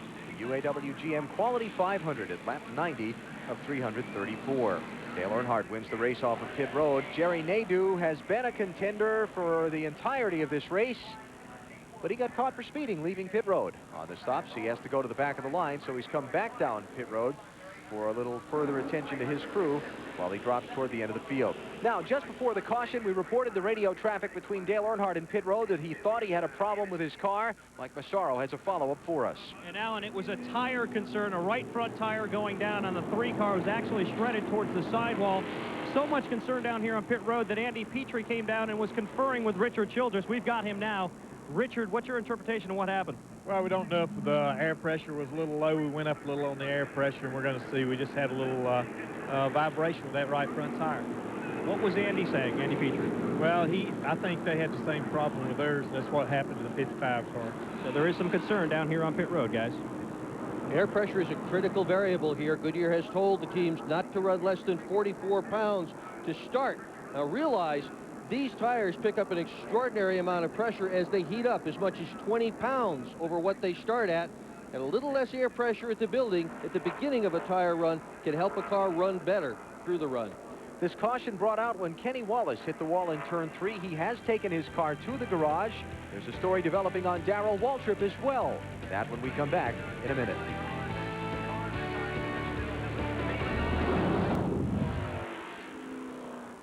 Special thanks to most of our sponsors who've allowed us to cover the race with our TBS No Brakes coverage. Let us know what you think about it by calling 1-888-722-1635, logging on to tbssuperstation.com. Joe Gibbs looking on as his championship contender, Bobby Labonte, runs third. And his other contender trying for the three-peat here today, Tony Stewart, runs in 7 spots. Stewart, winner of the most recent 2 NASCAR Winston Cup races in Dover, Delaware 2 weeks ago, and Martinsville, Virginia last Sunday. Bobby Labonte behind Jeff Burton, the second-place runner there with his new sponsor colors this week, and Dale Earnhardt, the race leader. Jeremy Mayfield there, going to stay and try and get on the tail end of the lead lap on a caution restart here. He stayed out under this yellow flag. Earnhardt, of course, one of the 4 contenders to win the NASCAR Winston Cup Series Championship. For the year, it has been an up-and-down season for Dale Earnhardt. The year started off pretty darn good with one of the more exciting finishes of 2000 so far. It was Atlanta in March. Final corner, Earnhardt holding off Bobby Labonte by that much to score the victory. But his season turned kind of sour in late summer. This is Watkins Glen, early August. Lap 2, Earnhardt into the outside wall. A bad finish cost him points. Just a couple of weeks earlier, Pocono, Pennsylvania, live on TBS, running well, late going. A flat right front tire damaged his car. Another bad finish. Earnhardt has tried to rebound after another poor run at Dover a couple of weeks ago, where he just fell off the map in the final 50 laps of the race by running second at Martinsville to Tony Stewart last Sunday. And Dale Earnhardt comes into this race 213 points behind Bobby Labonte, trying to claim a record 8th NASCAR Winston Cup Series championship. Now, a moment ago on pit road, I mentioned before we went to the break that there was a story developing on Darrell Waltrip. This was seconds ago. Darrell Waltrip has climbed out of the car. That is Todd Bodine, next year's driver for this machine, although I don't think they've actually officially announced that yet, getting into the machine. Mike Massaro is with Darrell Waltrip to find out what's going on. And Alan, you're exactly right. Todd Bodine has taken over the big Kmart ride. And Darrell Waltrip, why'd you get out? Well, when I crashed yesterday, I hurt my shoulder, and I thought I was all right. I took a couple of goodies this morning, and I felt pretty good, but my hand keeps going to sleep. And I wasn't comfortable in the car, and this was a good opportunity to get out and let Todd get in. So I felt like I better take advantage of that now, not maybe do it under green or something. The way it turned out, he didn't fit in there very well. So that hour yesterday just turned my whole weekend upside down. Nothing's been right since, and it's unfortunate, but it's the way it is. And certainly not the way DW would like to end his career here in Charlotte. To Mike Ogwood. And we're with Kenny Wallace back in the garage. Kenny, what put you back here?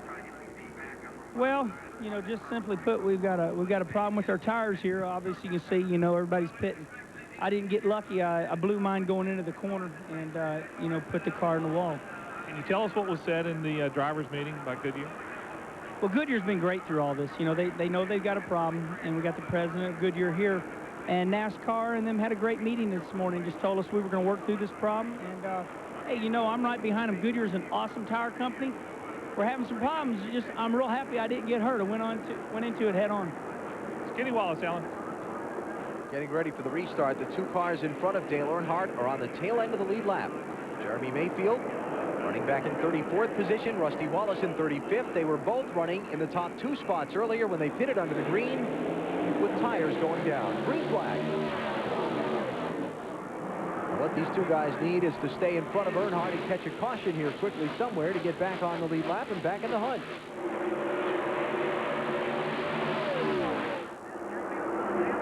What everybody needs to do is take care of their tires until they build up some pressure. Earnhardt charging on the bottom by Mayfield. Yeah, he's real worried about the right price. As he goes by Mayfield right on the bottom of the racetrack there. And I would say right now they probably went up on the air pressure a little bit there, trying to avoid maybe the tire being a little deflated there and getting too much grip right at the first. Well, Looking on from Bill Elliott's car. Boy, that's a great shot. Look at the race cars right there in the rearview mirror. Let's take a look at a field summary here. Lap 96, you see the running order in the upper left of your screen. The big story there, Earnhardt and Burton charging from 37th and 38th starting spots. From the first and third positions. Ricky Rudd led earlier, Jeff Gordon led earlier, Dale Jarrett has not. Tony Stewart, solid run, looking for the three-peat. Don't think we've called Junior's name all day. Steve Park took 2 tires on his first pit stop back at lap 35 to gain some track position after starting 39th in a car that was crashed in happy hour yesterday. Ward Burke was in the top 6 earlier. Johnny Benson penalized for speeding, leaving pit road. Back on the second set of stops in the race. Second or first? First set of stops for Benson. Mark Martin fell back early and sinked his way back toward the front. Matt Kenseth made an early stop back at lap number 8 under the first caution. You know, it's pretty easy to know when Dale Earnhardt's leading in the race. Just looking at the grandstands, and everybody was standing up for the first 5 laps after the restart. Farther back in the field, as we get toward the tail end of our rundown, you'll see some cars that have had problems. You've got Brett Bodine back on the racetrack in 39th spot after being in the garage for a short while. He's 9 laps down. Sterling Marlin's had the hood up on his car on pit road.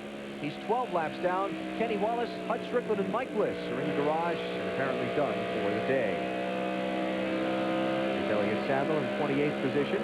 Jerry Nadeau got caught speeding on pit road this past caution flag stop. He's trying to pick his way back up through the traffic. He led earlier.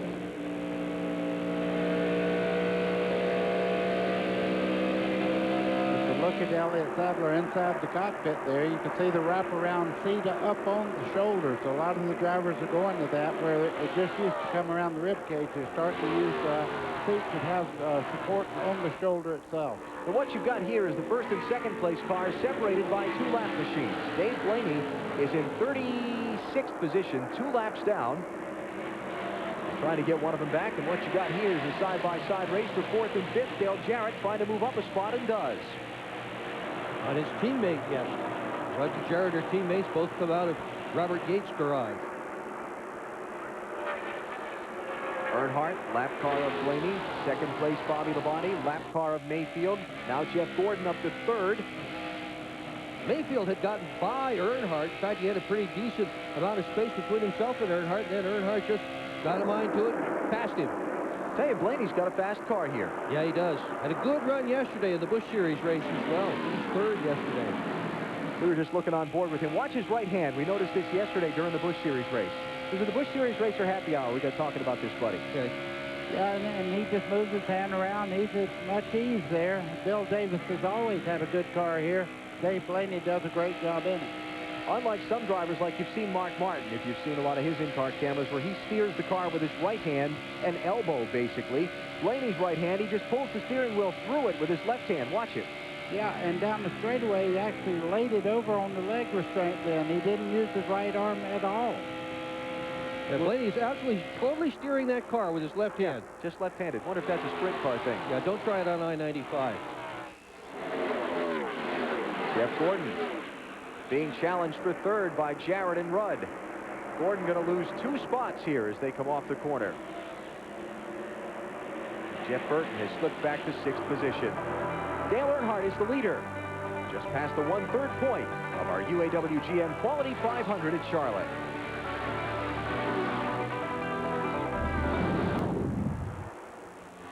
Back at Charlotte, Dale Earnhardt leads the UAW-GM Quality 500, not by much. Bobby Labonte and Dale Jarrett right in his tire tracks. And the incredible part, Dave Blaney got by the 3 car. He's actually leading this group around the racetrack right now. Dave Blaney got 1 of 2 laps that he lost with an unscheduled stop earlier back. He's still back in 36th position. Now he's 1, almost 2 full laps down to leader Dale Earnhardt. And we're seeing sunshine right now for the very first time all day. That will affect the handling on every race car out here. Some will run better, some will run more poorly. Be interesting to follow that. You've heard about all the changes upcoming in the NASCAR television package for 2001. Next season, TBS and NBC kick off their NASCAR season.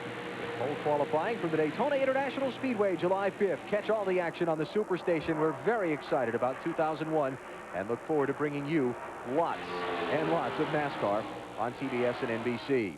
And I'm getting pretty excited with this car right here, Dale Jarrett. That car is absolutely getting around the racetrack extremely well right now. He's changed his line a little bit. Every once in a while he goes right up to the top part of the racetrack, but running very, very strong. Remember, Mayfield is not on the lead lap. He's in 35th position. First car 1 lap down. Moving up, sliding back. Johnny Benson recovering from the penalty for speeding on pit road. Same for Spencer. Back to 10th and 15th positions. Mark Martin's made some progress. He made a second pit stop under a caution a while back. I don't know that we ever actually talked about it on the air, but they decided after leaving a lug nut off the car to come in and put a spring rubber in the right rear since they had to come back in anyway. So that's why he fell all the way back. And some sliding back. Jeremy Mayfield, Rusty Wallace, the green flag pit stops while running in 2nd and 1st positions respectively earlier. Jerry Nadeau speeding on pit road, leaving pit lane on the most recent stop. Napa Field summary, upper left of your screen. See where your favorite driver's running. Let's tip the cap to Robert Presley. He's up to the 8th position. Terrific run for Robert as we continue to watch this fight for the lead between Earnhardt and Bobby Labonte. It's been a great race so far. 16 lead changes among 9 different drivers. 3 caution flags, a 4-car pileup at lap 7. Triggered when Mike Bliss got tapped by Andy Houston.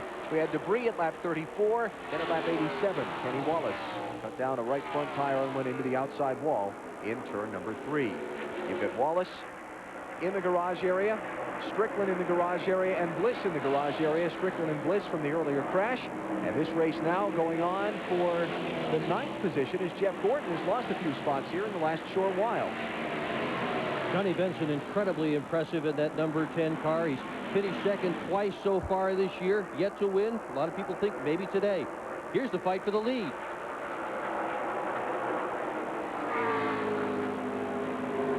You're saying something about Bobby Labonte stroking? I don't think so. Bobby Labonte leading the race by about a half a fender. Yeah, and lest anyone be just tuning in, let's make sure they understand the point I was making. There's a difference between stroking and racing smart. Labonte's racing smart, and he's racing hard. This is for the lead at 115 of 334 laps with one of his rivals for the championship. In the car just behind him there, Jeremy Mayfield trying to make up a lap. But Dale Jarrett moved right in on him round. That's 1st, right here, 2nd, and 3rd right back in there. It is a cold day here in Charlotte. Temperature was 48 degrees at green flag time. Every one of these fans that's in the house today is on their feet, and they're not thinking a little bit about the cold right now. It's been a terrific show so far.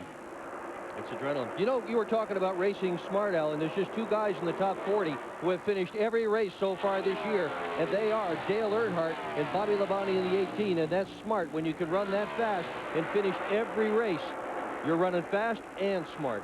That's the Jeff Fuller car. The leaders just went by, slow on the apron of turn 3. No power reported on that machine. Maybe lost the oil pressure. Labonte and Earnhardt trading the lead back and forth between them now for 3 straight laps. There's Jeff Fuller in. First race for the new McPherson Motorsports team. Hope to be a full-time effort next season. Yeah, and the hood was going up on it. He pulled off over, coming off turn 2 just a lap before this, and really just coasted in, so he's got a major problem with the motor.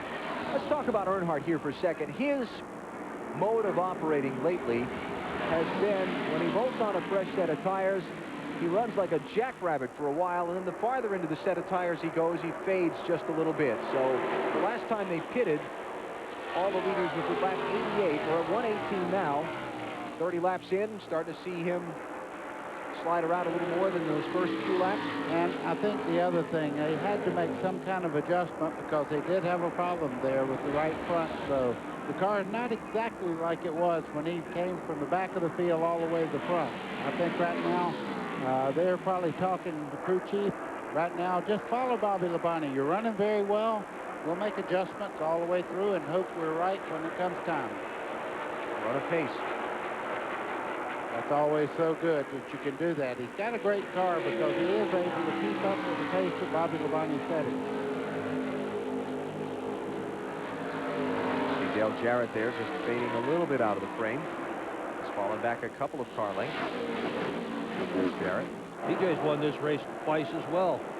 Dale Jr. slipping a little bit, back to 23rd position. Started in 13th. He's lost some ground here in these last few laps. This car not behaving as well as it did in yesterday's happy hour practice. Bobby Labonte leads Dale Earnhardt, Dale Jarrett, Ricky Rudd, and now Steve Park, who's moved up into the 5th position as we are at lap 121 in Charlotte.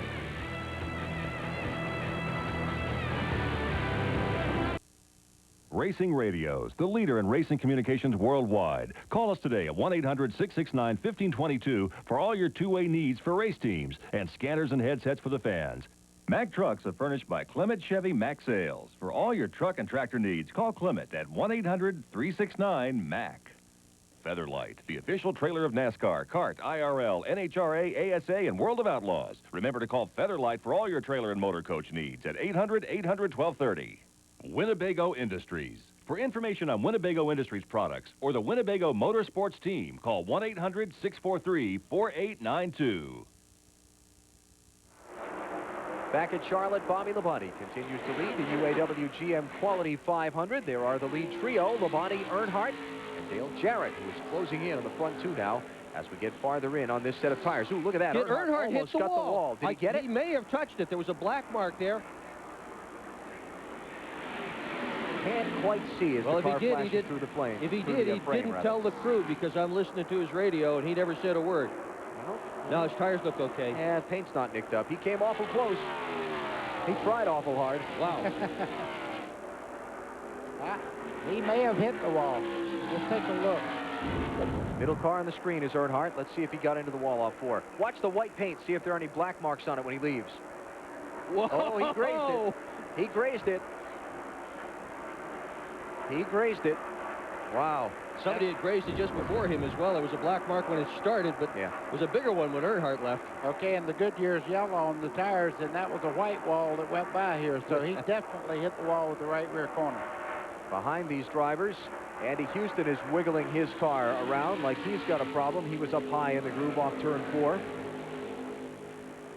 Coming to the Superstation next Sunday night, when politics become personal and the line between ally and enemy disappears, the fate of a nation comes down to who you trust. Daryl Hannah, Doug Savant star in the Superstation original movie First Target.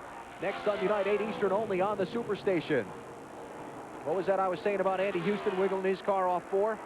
Boy, you talk about a tire blowing out. Look at that. The rubber just flapping on all over the right front there. Caution's out, buddy. Debris on the racetrack. From the Andy Houston car, caution is out for the 4th time in the race.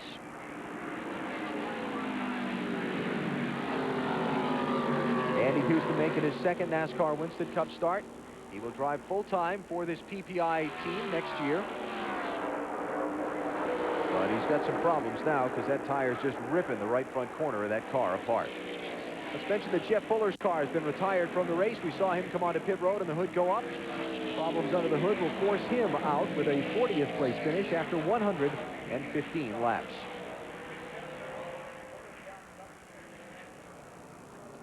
Let's go to Mike Massaro, who has more on the communication between Dale Earnhardt and his pit after that little brush with the outside concrete. Mike? Well, Alan, in typical Dale Earnhardt fashion, he seemed unfazed by it. Actually, took a little while before he even acknowledged that it happened, but once he did, very cool, calm, and collected, radioed into crew chief Kevin Hamlin and said, "That was pretty close. I think I touched the wall with the right side." I spoke with Kevin Hamlin.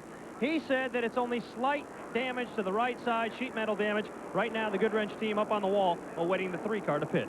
He didn't catch much of it, but he caught it.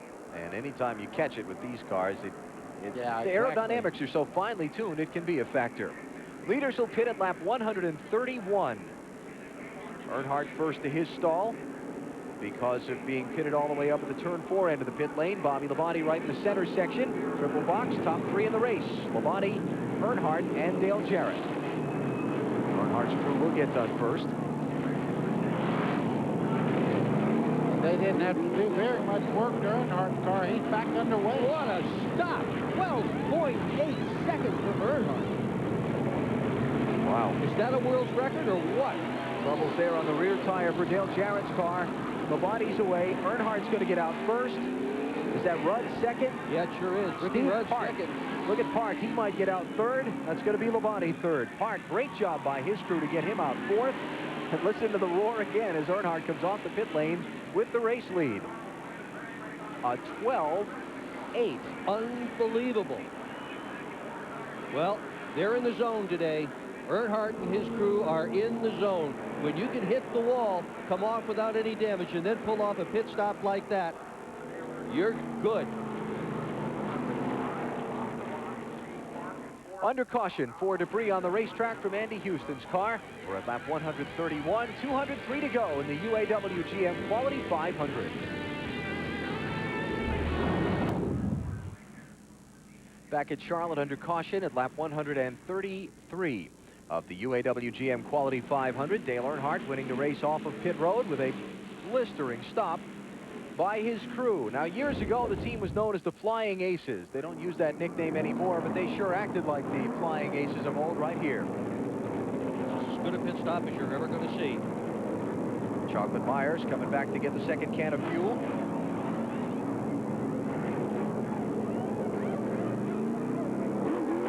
Down and away. Our timing, which is unofficial, of course, 12.8. Mike Massaro. And I'm with crew chief Kevin Hamlin. And Kevin, 12.8 seconds, an absolutely incredible pit stop. What'd you do to get this team pumped up today? They've been pumped up all season. You know, we don't have to do anything to these guys. When Dale runs good, which he does most every week, GM Goodwrench Service Plus crews right on the money. And every once in a while we'll have a hiccup, but they work out hard and they practice hard at the shop for the pit stops. And, you know, when we start in the back like we did today, you know, they knew it was on them to get us a lot of track position right away early in the race. And obviously they've done their job, and Dale's done a really good job with the car. It's working fairly good right now. So we're just a little bit tight, and the tires have such good grip today that it's pretty hard on them. You heard what happened to the right front tire on the 3-car last stop. This time in, they took the tires off, took a real close look. The right front looks real good this time around. Earnhardt off pit lane with the lead over Ricky Rudd and Bobby Labonte, the championship leader, running in third position. Bobby Labonte's championship season so far, as we're one lap away from the restart, well, he has been consistent and steady and contending to win just about every week. Preview of the fight for the championship here in Atlanta, March, when he lost out to Dale Earnhardt by that much. Labonte scored one of his biggest career victories in August at the Indianapolis Motor Speedway, taking the Brickyard 400. He's been lucky, too. Darlington starting last in a backup car after a practice crash. His crew got him off pit road. It started raining. He won the race, the Southern 500. They've come back from adversity as well. This is Richmond, a power steering problem. Came back to finish 15th. Martinsville last week caught in a pit road jam. Falls from 5th all the way back to 26th. Comes back up through the traffic after repairs to 9th. then gets knocked around and spun off turn 4. Watch this, a flying 360, grabs a gear. He only lost 1 spot and finished 10th in the race. Bobby Labonte has come back from problems to protect his point lead in the last couple of weeks. Let's get an update on pit road from Mike Hogwood. And Ricky Rudd's team also had a great pit stop. Now, crew chief Michael McSwain told Ricky, he said, Ricky, don't go crazy. Remember, we're great on long runs. That's been the story with both the 28 and the 88 of Dale Jarrett today. Jeremy Mayfield and Dave Blaney going to try and get laps back as we go back racing.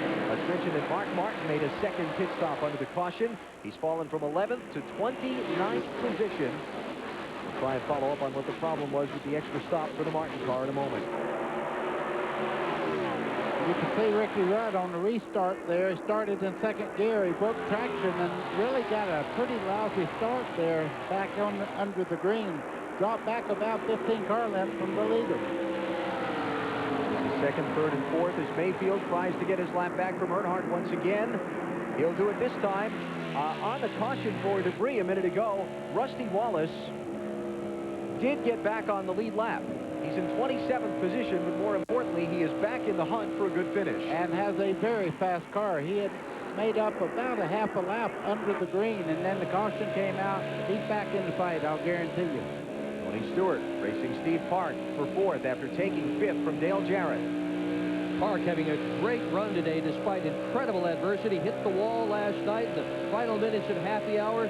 Crew worked late last night, came in early this morning, patched the car up. They certainly could have gone to a backup without any loss of real starting position. They said this car is so good it's worth fixing. They did, involved in an early crash. You see the results of that in the left rear corner of the car.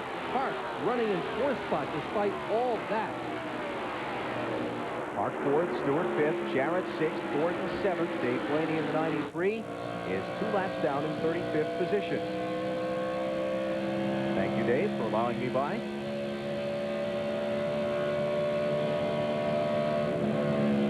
We saw at the end of the last long green flag run that we had there. I talked earlier in the show about Dale Jarrett's comments to me this morning. First 30 laps on a set of tires, he wouldn't be spectacular. Last 30 laps he'd come on. He was closing on Earnhardt and Labonte when the caution came out. I'm going to tell you another story about Dale Jarrett. It's not a racing story, but it's an important story about this guy. Over the last couple of years, he's had a deal with his sponsors, Ford Quality Care and Ford Credit, so that he could help support the Susan G. Komen Foundation, which does a terrific job of fighting breast cancer. And he's managed to work things out that he's going to be able to keep going next year. They've got over $500,000 poured into that fund. He and his wife, Kelly, have just worked tirelessly trying to raise money to fight that hideous disease. Here's the race for the lead. Ricky Rudd creeping in on the back bumper of Dale Earnhardt. Earnhardt's giving him the outside. Yep, he knows right now that he does not need to lean on that right front corner too hard. Ricky Rudd just went to the outside and powers by. Bobby Labonte's out there also. After getting through the traffic from 37th starting spot to the front, we talked about the term racing smart here a couple times today. Earnhardt needs to race smart. He's got a long way to go, 194 laps to go. He's had a tire problem once in the race that he got kind of lucky from. You know, it happened just as the caution came out. He didn't have to stop under green. So he needs to race smart and take care of the tires for a while and save the really hard charging now that he's got track position for the end of the day. Exactly right. And what he's doing right now, if you notice, he's running Rudd a little bit different than he did Bobby Labonte. He moves over and let Rudd go. He's not doing that with Bobby Labonte. He wants to stay ahead of him if he possibly can. Now we mentioned Mark Martin falling back to 29th position on the restart after an extra pit stop. Under the caution flag, Mike Hogwood has the explanation why. Well, they simply had a miscue on the first pit stop. The jack dropped down. It wasn't supposed to. Mark Martin left. They brought him back in because they felt they really needed to put a rubber in the right rear. They got that work done, but it took them 2 stops to do it. That's the story on Mark. He's gone from 29th on the restart up to 26th now. And is working on Wally Dollar back there for the 25th position. Dale Earnhardt Jr. has gone back up to the 12th position. He slipped back a little while ago. We saw him briefly falling back through the fields. Mike Skinner got tagged by Kurt Busch off of turn number 4. Jerry Nadeau got into the outside wall trying to avoid Skinner half spinning. Nadeau, a potential winner in this event, flatten the right side of his car. No caution Caution yet. is out. Caution is out now. How Mike Skinner kept from crashing that car, I will never know. He was 45 degrees sideways. That's a lot of driving ability and 40% luck, I'll tell you. I've been there myself, and sometimes you get lucky. He just saved it. Got a great race car there and a pretty good driver, but I tell you, he's pretty lucky too. Mike Skinner got nipped by Kurt Busch off turn 4 in the left rear. He chased the car down the track, back up the track. When he came up the track, he was pointed right at Jerry Nadeau, and Nadeau got squeezed into the wall. Let's have a look. Watch Skinner, watch Kurt Busch right behind him here. Well, Skinner got loose first. Yeah, Skinner was loose. Busch, a rookie, this is his first start ever at Lowe's Motor Speedway, but boy, that could have got ugly. Did Sterling Marlin bump the back of Nadeau and send him into the wall when Nadeau lifted, seeing Skinner get sideways? Well, they were all in tight pursuit right there, and I think there might have been contact back in there. He's got some problems. Rear end housing's moved over on the car.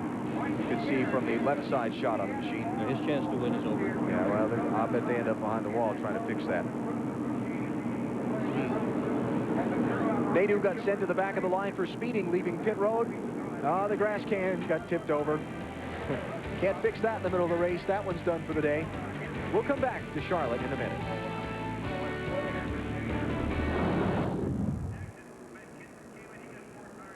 Back with you once again.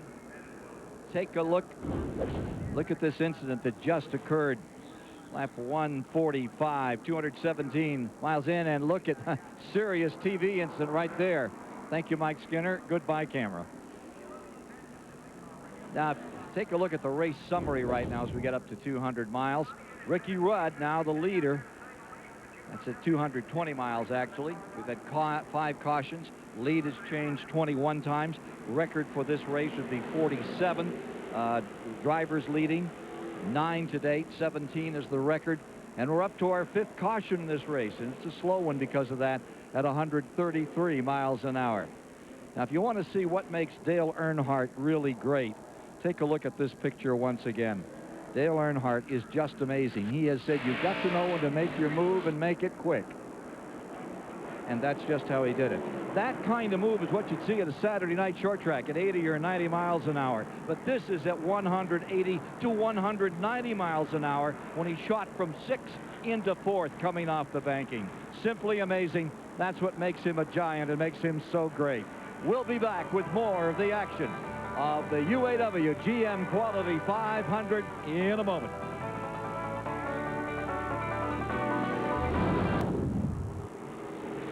And a thank you to most of our sponsors who've allowed us to cover today's race with our TBS No Brakes coverage. Log on to tbssuperstation.com or call us at 1-888-722-1635. Toll free, let us know your opinion of our TBS No Brakes coverage.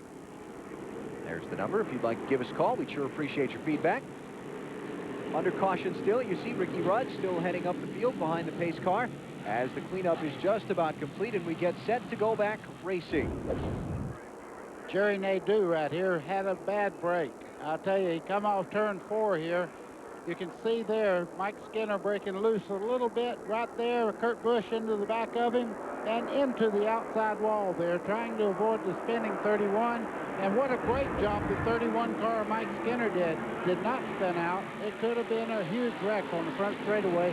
There was about 8 cars behind him. We're back under green. Jerry Nadeau has gone to the garage to get repairs. Pit stops under the caution flag were made by Matt Kenseth, Wally Dallenbach, Elliott Sadler, Skinner, Martin, Mayfield, Michael Waltrip, Terry Labonte, Kurt Busch, and Bill Elliott. Ted Musgrave also in as Earnhardt challenges for the lead. And takes it. Earnhardt back up in front. Fans back on their feet. Bobby Labonte's going to run up to the outside of Rudd to try and get second. Meantime, Mike Hogwood is in the garage with Jerry Nadeau. Yeah, suspension really messed up on the car, and they're changing the control arm on the right front. Jerry, what happened? I don't know. We just we got caught for speeding there on pit road one time, put us in the back. Then we came up through real good. We were up in the top 20, and then we had a bad pit stop and put us dead last. And the 97 car, I don't know what he was thinking. You know, when I was a rookie, I tried to pay a lot of respect to a lot of these Winston Cup drivers. obviously he didn't pay any respect. He just bulldozed over the Lowe's car. I was stuck on the outside, had nowhere to go. So word from Jerry Nadeau, obviously very disappointed and dejected here in the garage getting his car repaired. Potential threat to win today, but as you could hear, things have gone very wrong for him. Let's mention that Brett Bodine has also gone back behind the wall into the garage area on the caution flag. Jeremy Mayfield got back on the lead lap. Bobby Labonte's going to try and get the lead back from Dale Earnhardt. On the outside yet. A gutsy move. It's not over yet. He has to clear him, and he's got a very good race car. Labonte does. But you can see Earnhardt's going to make him earn it. He's going to go right back on the inside, make a contest out of it. Dave Blaney right in the middle of all this. If he was on the lead lap, this would be the race of his life. He is proving today he's got the right stuff to run with the leaders. Dave Blaney in 34th position, 2 laps down, giving way to Ricky Rudd, who has a terrific run off turn 2 on Bobby Labonte. And Steve Park in the 1 car comes along with him on the inside, and there's the 20 car just right in there. Ward Burton also. This is getting tight for the lead up here. Boy. Hart, Stewart, Ward Burton, Johnny Benson. What a lead pack. Benson coming back for the pit road speeding penalty that dropped him to the tail end of the field earlier. He's up to 7th. Right behind this group, Robert Presley. Terrific run. He's in 8th spot. Jarrett and Gordon rounding out the top 10. Any one of this bunch is good enough to win this race today. So impressed with the run of Steve Park. Yeah, it's just been a great story watching him and how strong he has run here. Look, 3 down the bottom. 3 wide. Oh, look out, he hit him. He sure did. He gave him a little tap there going into turn 1. You can see Steve Park did a great job of not losing the car going in the corner. Here comes Johnny Benson. I tell you, they don't give you any relief for going high. I didn't think Park lifted at all. He just controlled that car. You had a heart monitor on him. His heartbeat probably just went from about 50 beats a minute to about 110. Or it stopped. One of the two. Yeah. Rudd by Labonte for 2nd. Rudd's real hungry. He knows that he's got the best ride he has had in years. Has the potential to win last 3 races. 3rd twice, 4th once. You run that well, you keep running up front. Eventually you're going to get one. Here's another look. Park and Stewart racing off into turn 1 for 4th spot. Stewart has nowhere to go. He would have to spin out getting in the corner. He's right on the bottom. That part of the racetrack you don't go to at 190. How did Steve Park keep from dumping that car into the wall? How did he do it? Well, I'll tell you the first thing he did.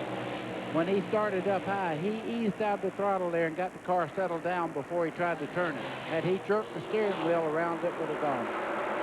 So Park has fallen back to 7th, right behind Benson in the 10 car there, who's running 6th. You got a quick look at Robert Presley, who's just ahead of Dale Jarrett in the 8th and 9th positions, those 2 drivers. Ready to go. And look at this for the lead.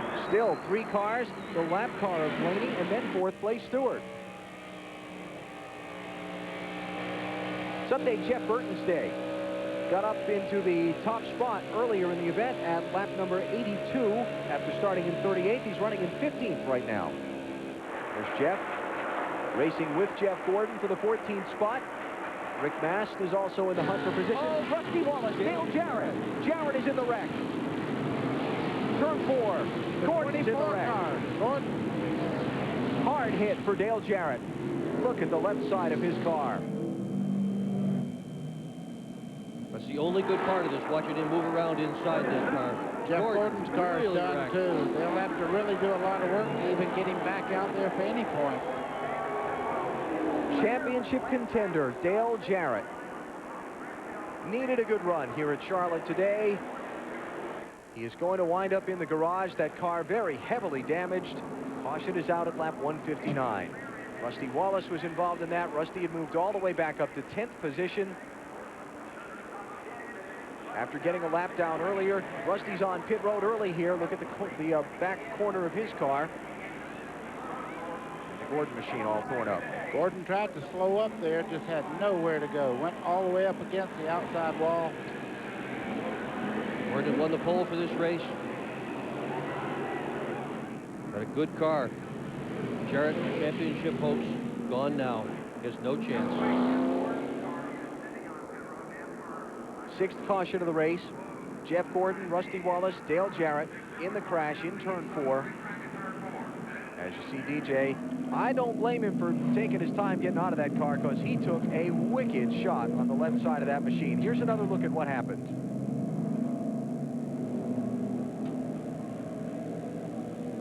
Watching Dale extricate himself from the machine. And the ovation from the fans as he gets out. And rightfully so. Hard shot over there for DJ. All right, let's get another look at what happened over there on the racetrack. Oh, Robert Presley. Oh, what a bad break. He was in the top 10. All right, another look at it here as Presley tries to make the turn into the garage.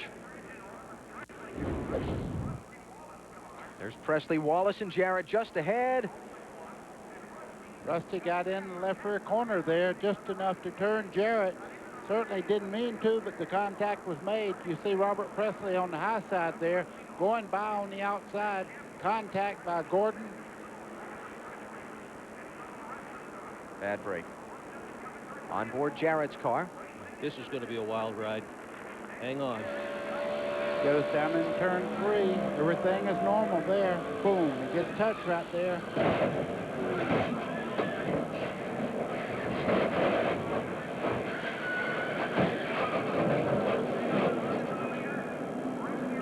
Boy, that was a long crash. And it just kept happening.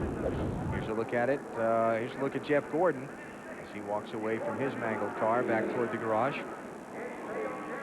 And he did everything he could do to miss that wreck. He slowed down, he went high, and still got involved. Well, one of the themes of our day, championship contenders. One of them's been eliminated. Dale Jarrett with a crash here at lap 160. Another look at the accident from Mark Martin's view, who was well back in traffic, and see how he manages to get through here. Okay. Caution light was already on. Right there is spotters telling him where to go. Because he can't see, that's obvious. Oh, he can't see a thing. Smoke, look at all the oil and water on the windshield of his car.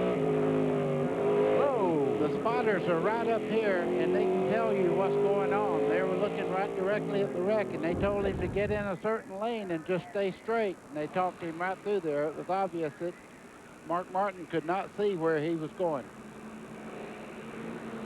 Rusty Wallace was thundering up through the field. And that's all the spotters up there. One more look at it from, I believe, Dale Jr.'s onboard camera. Here we go. Oh, look at this. Wallace and Presley right around him.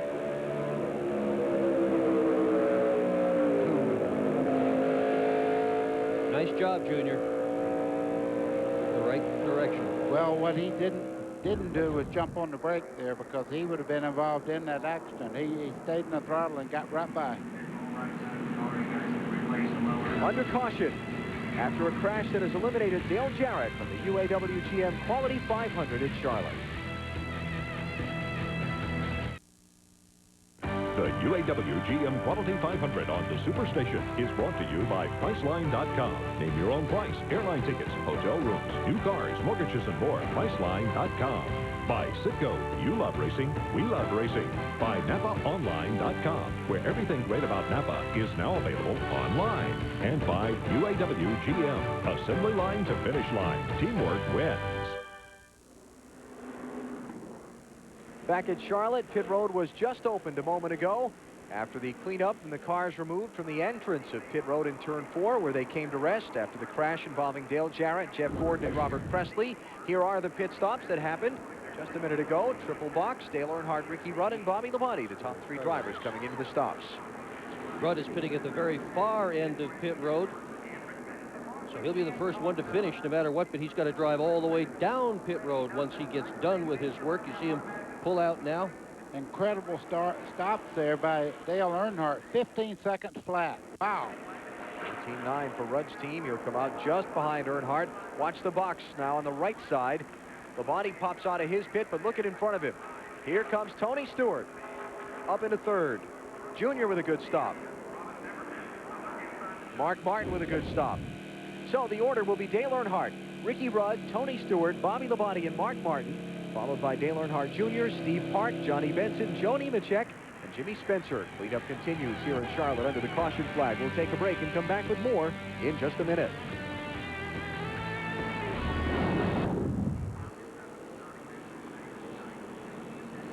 Dale Earnhardt is the leader of the UAW-GM Quality 500. Had Charlotte winning the race off pit road once again. He's done it time after time today, the pit crew getting him out first. Next Sunday night, when politics become personal and the line between ally and enemy disappears, the fate of a nation comes down to who you trust. Daryl Hannah and Doug Savant star in the Superstation original movie, First Target. Next Sunday at 8 Eastern, only on the Superstation. Dale Jarrett's car back in the garage, covered up. Jeff Gordon's car also back there. Mike Hogwood is with him. Jeff, on the pole, I know you didn't expect this. What happened? Well, we were having a little bit of a tough time with it, but I think, you know, it would have come around by the end of the race. We were a little bit loose there on one end, a little tight at the other end, and we're just kind of, you know, trying to bide our time and be patient and keep working on it. But looked like somebody or a couple guys got together and got loose and spun out right in the middle of 3 and 4, and I had plenty of time to slow down. I slowed down, but there was so much smoke, I was hoping they were going to go to the bottom, and they didn't. I noticed your crew working hard on this car. Can they get it fixed? We might. They lost a lot of oil, and I didn't drive it very far, so I'm sure they can get it back out there, but what fun is that going to be? I'll have me a ball here at Charlotte riding around. Not the way he wants to drive at Charlotte, Allen. No, Jeff Gordon used to being up front contending for a win here. He's back in the garage along with Dale Jarrett, Jerry Nadeau, Jeff Fuller, Kenny Wallace, Hut Strickland, and Mike Bliss. Nutrition rate kind of high here, and we're just coming to halfway now. Get the restart at the midway point of the event, 250 miles down. Looking on from Tony Stewart's car, got off pit road in third after this set of stops behind Ricky Rudd and Dale Earnhardt, who will head the field back to the green flag. Cross flags are up, green flag is out, halfway home in the UAW-GM Quality 500.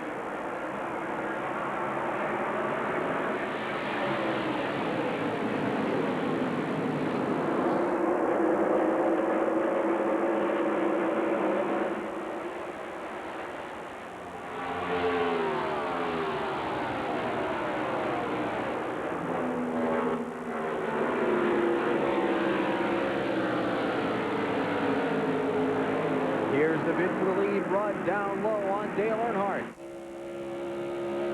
We've watched this time and time again. He does not fight Rudd when he comes up there for the first few laps, and then he closes in on the back part of Rudd's car and runs along there. Dale Earnhardt does, just biding his time. Does not want to lean on these tires too hard on the first couple of laps until the air pressure gets up where they want it.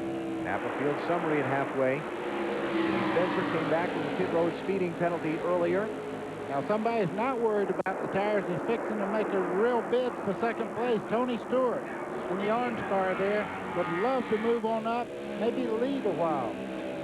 Tony has not yet led today, trying to win a third straight NASCAR Winston Cup race after taking Dover and Martinsville the last 2 Sundays.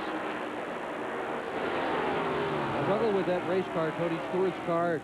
Really, they had to work on it the whole time. They finally got it good in happy hour last night. Not a lot of adjustments on it this morning. Stewart now having a good day. Up to second. Maybe not for long. Look how quickly he closed on Rudd. Well, I'm telling you, he's really got a great line through the corner. You'll notice Rudd's car right about there moving up. He's right on the white line. And if you can say it, maybe 6, 8 inches lower than Rudd through there, but he gets a great run up out of the corner. So Rudd leads. Stewart is second. Earnhardt is third. Bobby Labonte is fourth. Dale Earnhardt Jr.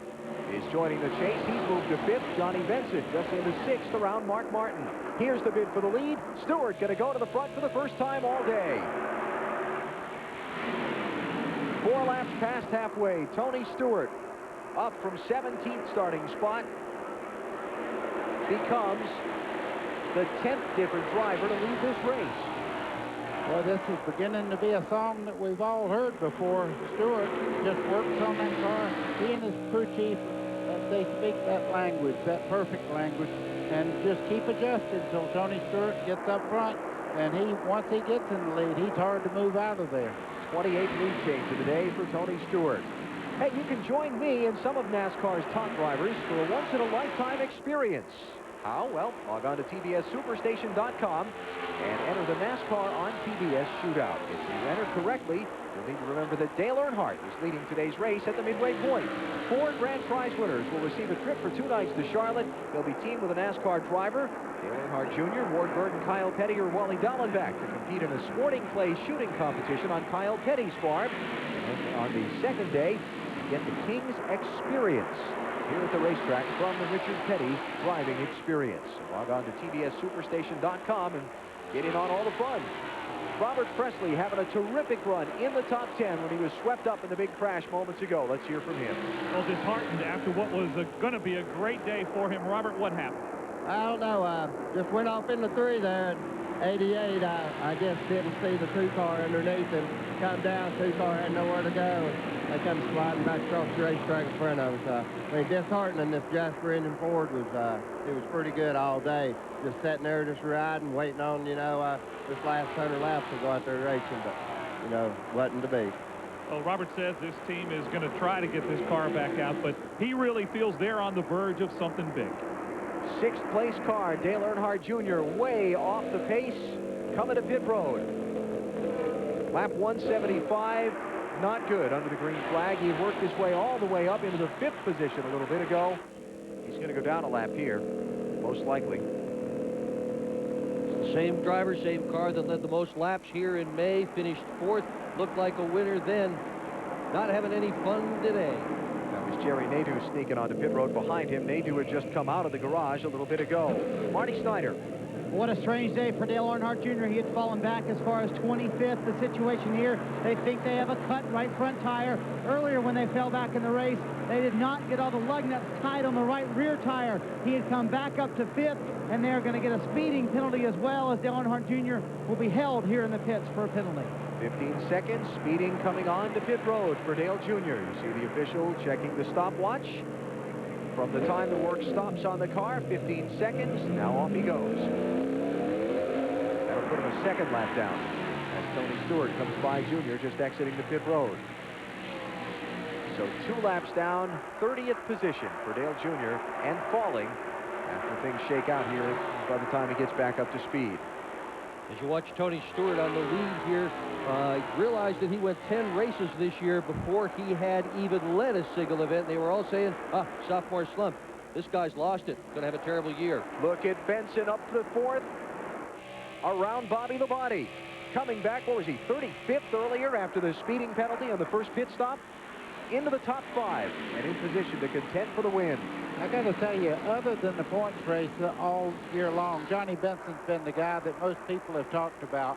He was rivalrous at one time there, joined the team that he's with now, went to Daytona, unsponsored, got a sponsor the night before the race there, and just like about 8 or 9 laps of pulling the Daytona 500 off. He's winless in Winston Cup, but I don't think it's going to last. Benson and this team really on a roll here of late in the 2000 season. Tony Stewart is the leader of the UAW-GM Quality 500. No Brakes Racing continues on TBS.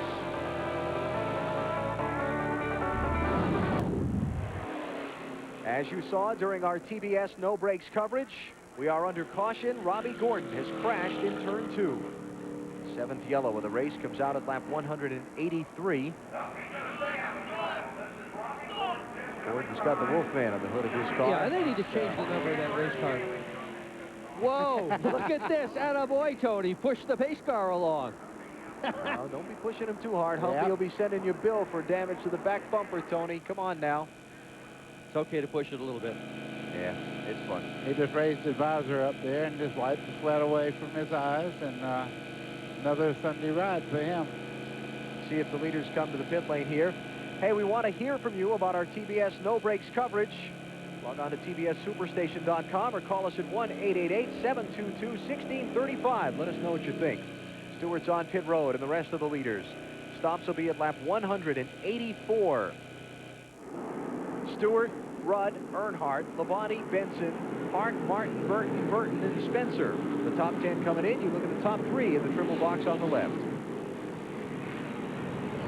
Remember, Earnhardt's crew has gotten him off the pit lane first on just about every stop all day long. your eyes on the right box now as he comes down the pit lane and see if Stewart's able to pop out in front of him. Boy, oh boy. Looks like he had trouble on the left rear. Bobby Labonte's up. Here comes Stewart. Don't speed. You know NASCAR's watching. Yeah, 3 deep looking at that line. Dale Jarrett involved in a hard crash 24 laps ago. Mike Hogwood is with him. Well, Alan, obviously disappointed. Dale, what happened? Just got hit going into the turn 3. Don't know exactly what, just making my normal line in, and I guess somebody drove in a little bit further and caught me in the left rear. And obviously the car done for the day, and now the rest of the season, you guys just go out and go for wins, huh? That's what we've been trying to do the whole time, so we'll continue that, for the next 5. All right, that's Dale Jarrett, disappointed, and his car out for the race. Tough luck for Dale. Very hard crash. Glad to see that he's okay. Back with more at TBS No Brakes Racing at Charlotte. We continue with Tony Stewart leading. 1 lap away from the restart, with Bobby Labonte now the leader of the UAW-GM Quality 500. You see Dale Earnhardt Jr. going to try and get one of his laps lost back to his inside. Let's go back and have another look at that exit to pit road and how tight things were. Mayfield with a great stop. Look out. Watch Labonte. Now watch Stewart come popping out of his box.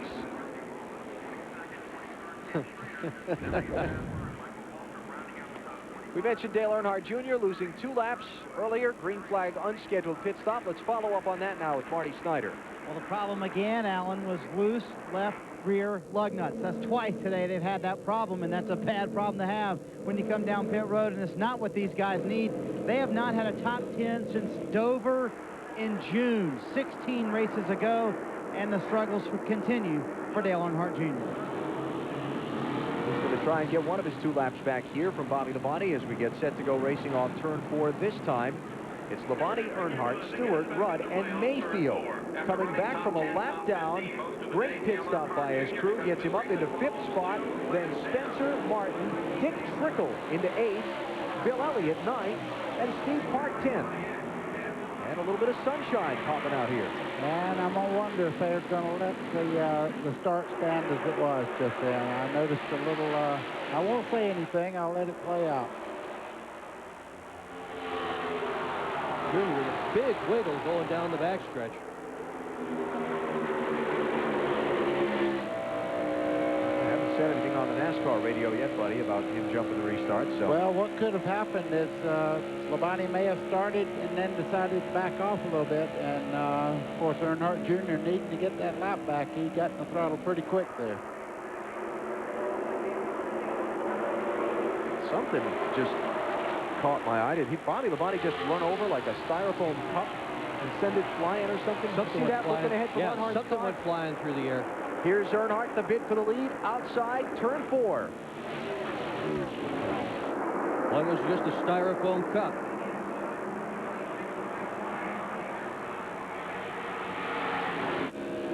New leader.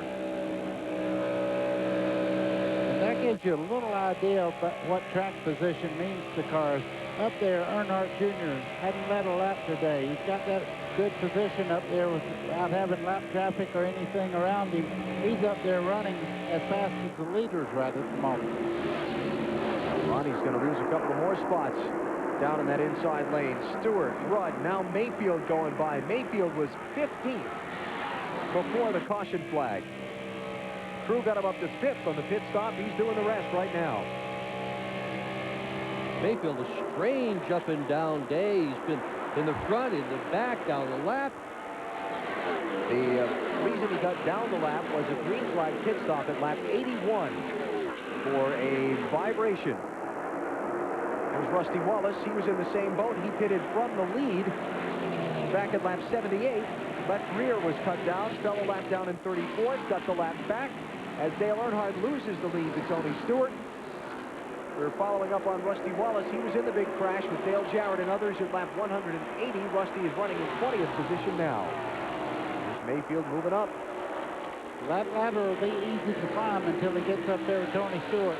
He has a great car. You can see right there, passing 2 cars in that one corner. Jeremy Mayfield's just stepped it up one more notch. We have just set a new high for the NASCAR Winston Cup Series in 2000. Most lead changes in a race this season.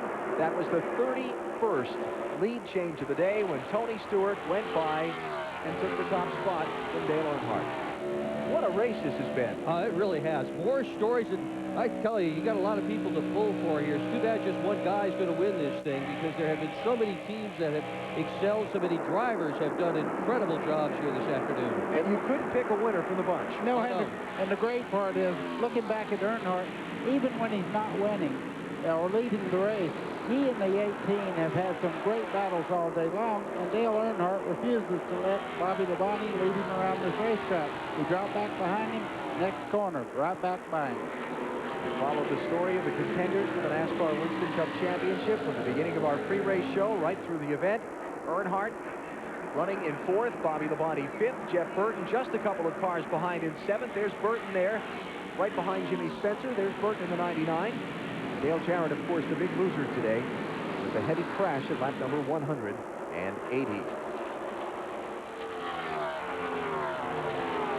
Tony Stewart leads, 140 laps to go. Here at Charlotte, we'll come back with more of our live coverage on TBS.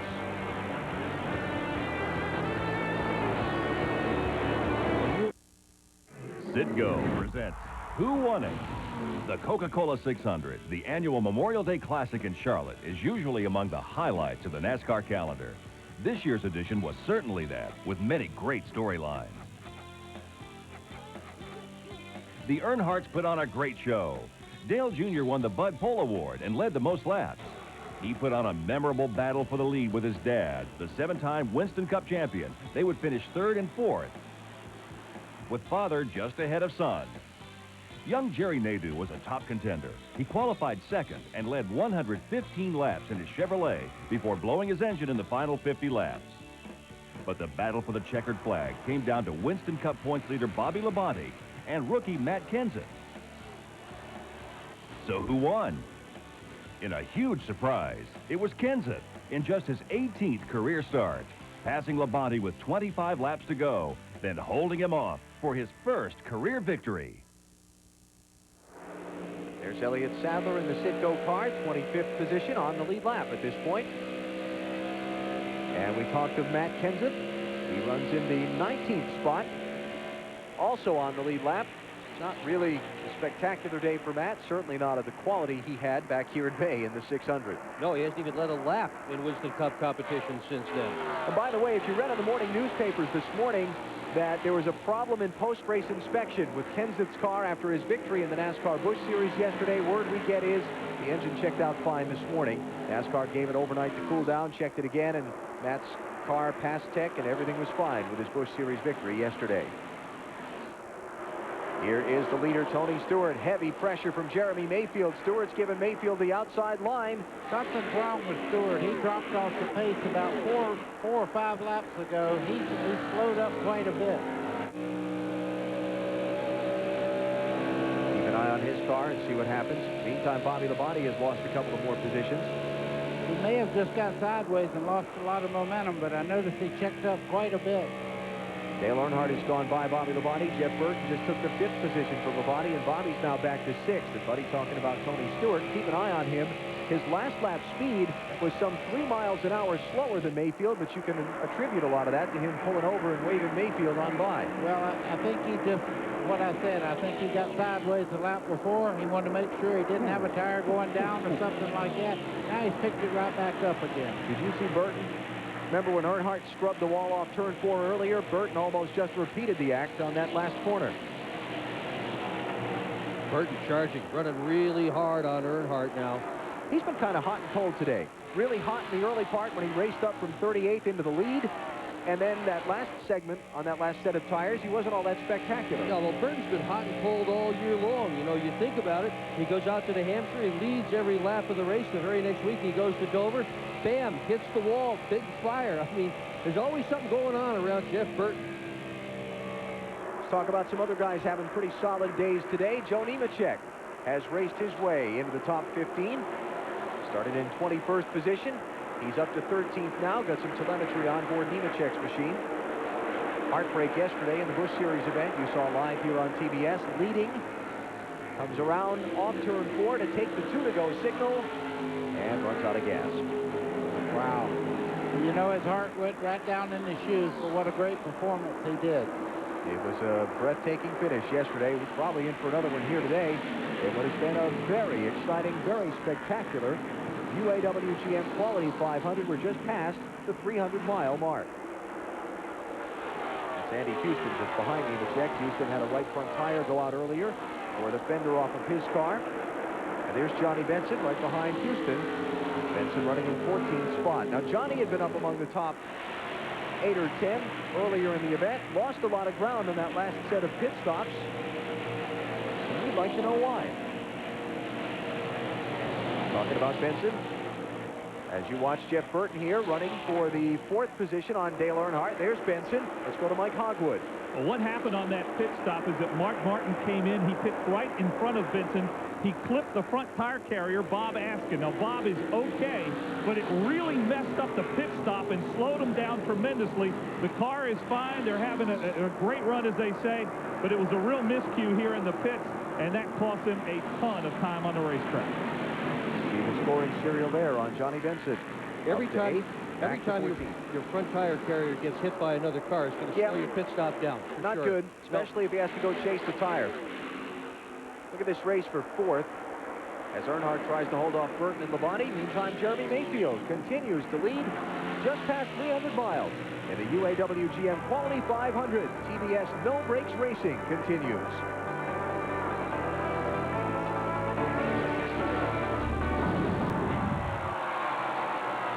Back at Lowe's Motor Speedway, Tony Stewart has just secured first place for another time.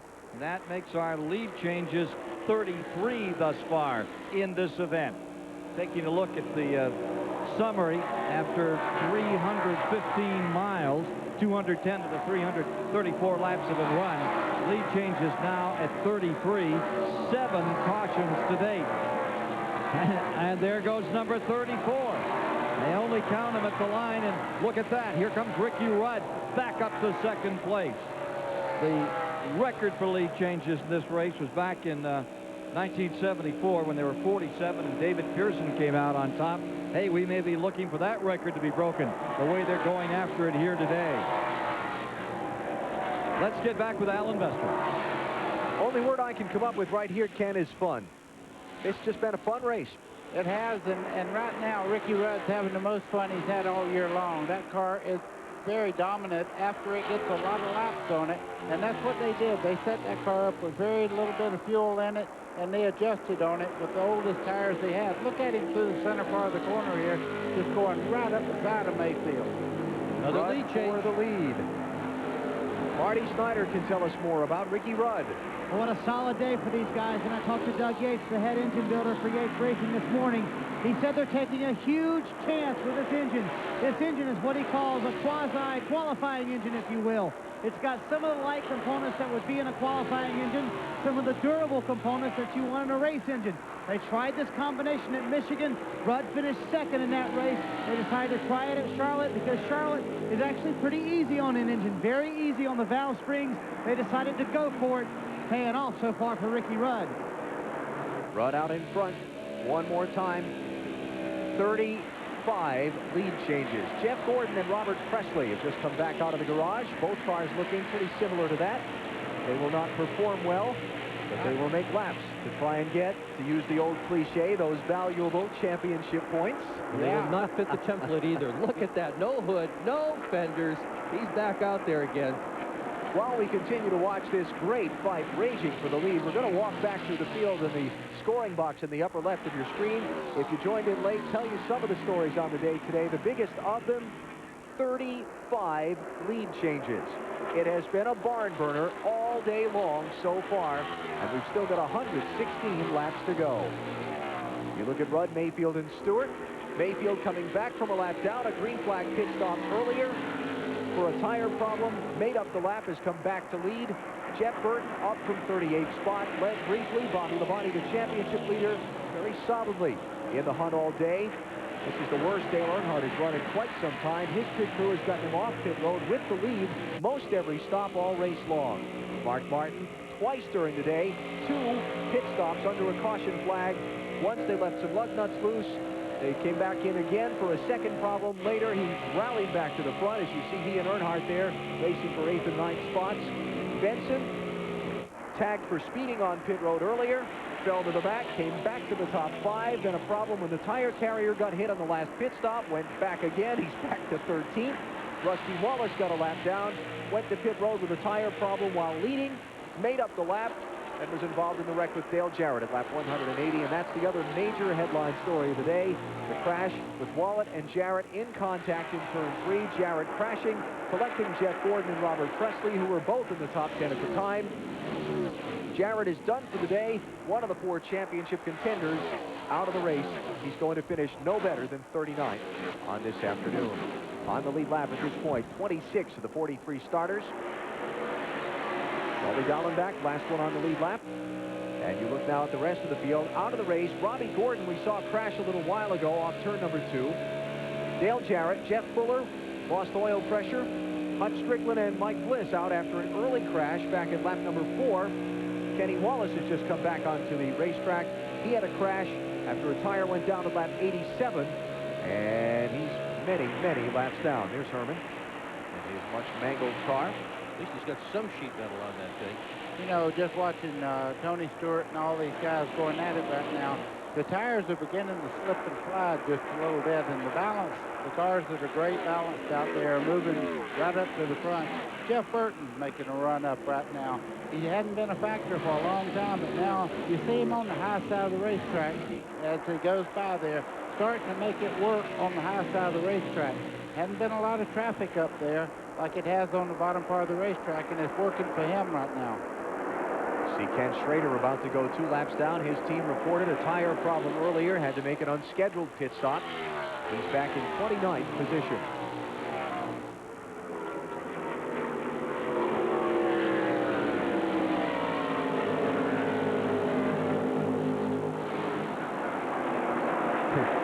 Just thinking, looking at the leader here, this is about the biggest lead anyone's had all day right now, and he's up by 0.6 of a second. I mean, really, it's about the biggest lead anyone's had. Now, Earnhardt's sliding back some more. He's back to 12th position. Benson's about to take that from him. Let's get an update from the Earnhardt pit, Mike Massaro. And Kevin Hamlin-Dale appears to be falling back through the field. What's wrong? Well, for whatever reason, the car seems fairly tight right now on this set of tires, so hopefully we'll get a caution here where we can adjust this thing, see if we can't get it back running like it was earlier. And this team has been struggling with tires all afternoon long, has had some problems with the right front. Yeah, Dale Earnhardt earlier got what might be the break that saved his championship. He radioed in, said he had a right front going down, and then a caution came out just as that happened, and he got to make the pit stop under the yellow flag.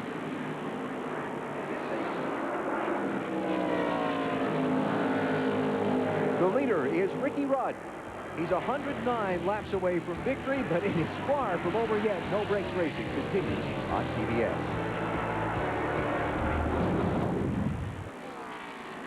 Don't forget, you can log on to TBSSuperstation.com today and get a bird's-eye view from the driver's perspective with in-car camera action. That's only at TBSSuperstation.com. Ricky Rudd is the leader. 104 laps to go. Tony Stewart is second, new third-place runner. Jeff Burton has just gotten around Jeremy Mayfield to take that spot as Dale Jarrett's team heads for home. Sad sight watching that team go home. They'd only had one DNF before today. Hard crash involving several automobiles. Thoroughly trashed the number 88. Jarrett's all done today. 39th. No better than that for DJ today. A look at our championship contenders coming into today's race. Bobby Labonte's fallen back to 7th. I think that's the farthest back he's been all race long. Dale Earnhardt, same for him. Farthest back he's been since he came to the front. He started 37th. Jeff Burton, a solid 3rd. We mentioned a minute ago he just took that spot from Mayfield. There's Burton, and he's closing on the front few cars. Mayfield went through the frame. Now here's a good race for 5th. Ward Burton there. Bobby Labonte just taking the spot back from Steve Park. Park now running in 7th position. Other fellow who's had an incredibly strange day, Jeff Gordon, running about a half a race car. Whole nose of that thing missing after he was involved in the Dale Jarrett wreck. Up front, Ricky Rudd, who has not won since the second race at Martinsville, 98. teammate to Dale Jarrett, leading this event. 1977 Winston Cup Rookie of the Year. What a great run. This is probably the best run he has had all year long. Same car he used in Indianapolis to win pole. There was some talk, and you may have seen it in some of the Sunday papers, about possibly teams not having as many sets of tires to run today's race as they wanted. I never found that to be much of a concern in the garage area talking to teams this morning, but just in case, when Dale Jarrett went out of the race, guess who got the fresh tires he had left in his pit? Let me guess. Could it possibly have been his teammate? It would be Ricky Rudd. Amazing. Meanwhile, Phil Homer this morning in the Goodyear building told me that they would be open all day long. There were plenty of tires. Another truckload with 226 of them showed up here this morning at 5:30. Glad I wasn't there to unload that. Gordon on pit road again. Going to pull it behind the wall. It's over. Well, he's not running fast enough to make the minimum speed, so they've got to go back and try and do some things to get him to run fast enough. There is a minimum speed at each Winston Cup racetrack that's established. It's a percentage back from the typical lap time, and the teams know what that is. Gordon wasn't meeting it, so they've got to go do some more work on that car. Speaking of work on the car, Bobby Labonte 7.6 seconds behind leader Ricky Rudd, as far back as he's been all day. Let's get an update from his pit. Now say he needs some work on the car, Alan. The car is extremely loose. It started off at the beginning of this run being loose going into the corners. Now it is loose all the way through the corners. Bobby having a very tough time holding onto the car. Jimmy Maycar said just hang there where you are. Try and stay behind Ward Burton if you can. We'll get to the pit soon enough and we'll get you tightened up. Tough luck for Johnny Benson. Has just ducked onto pit road from 12th position after picking his way back up from the tire carrier, getting knocked around earlier. Unscheduled stop for Benson. Let's go back to the Bobby Labonte thing a minute ago, buddy. Marty reported Bobby's running loose.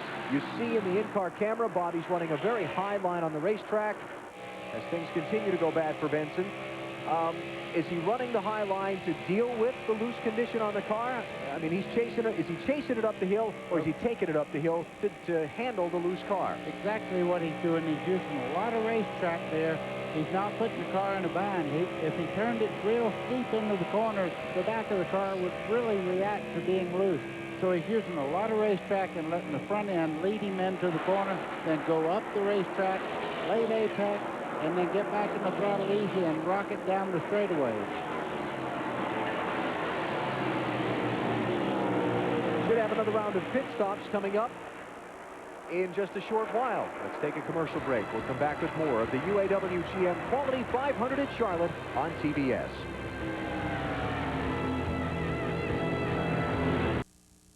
The UAW-GM Quality 500 on the Superstation is brought to you by GoRVing.com. Visit GoRVing.com for a free video. By Circuit City, the official electronics and appliance store of NASCAR. By Haviland Extended Life Antifreeze. Add more life to your car. And by Chevrolet, the cars millions of people depend on every day. Chevy, we'll be there.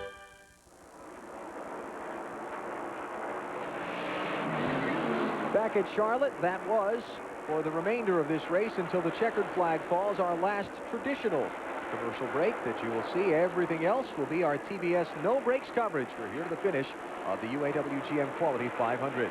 Johnny Benson was on pit road for an unscheduled pit stop a minute ago. Mike Hogwood can add. Mike? Yeah, he felt a vibration on the right front. I might add that Ricky Rudd's crew has just called him down onto pit road. Yeah, beginning to see all the leaders come in. Jeff Burton is on the pit lane. Mark Martin is in.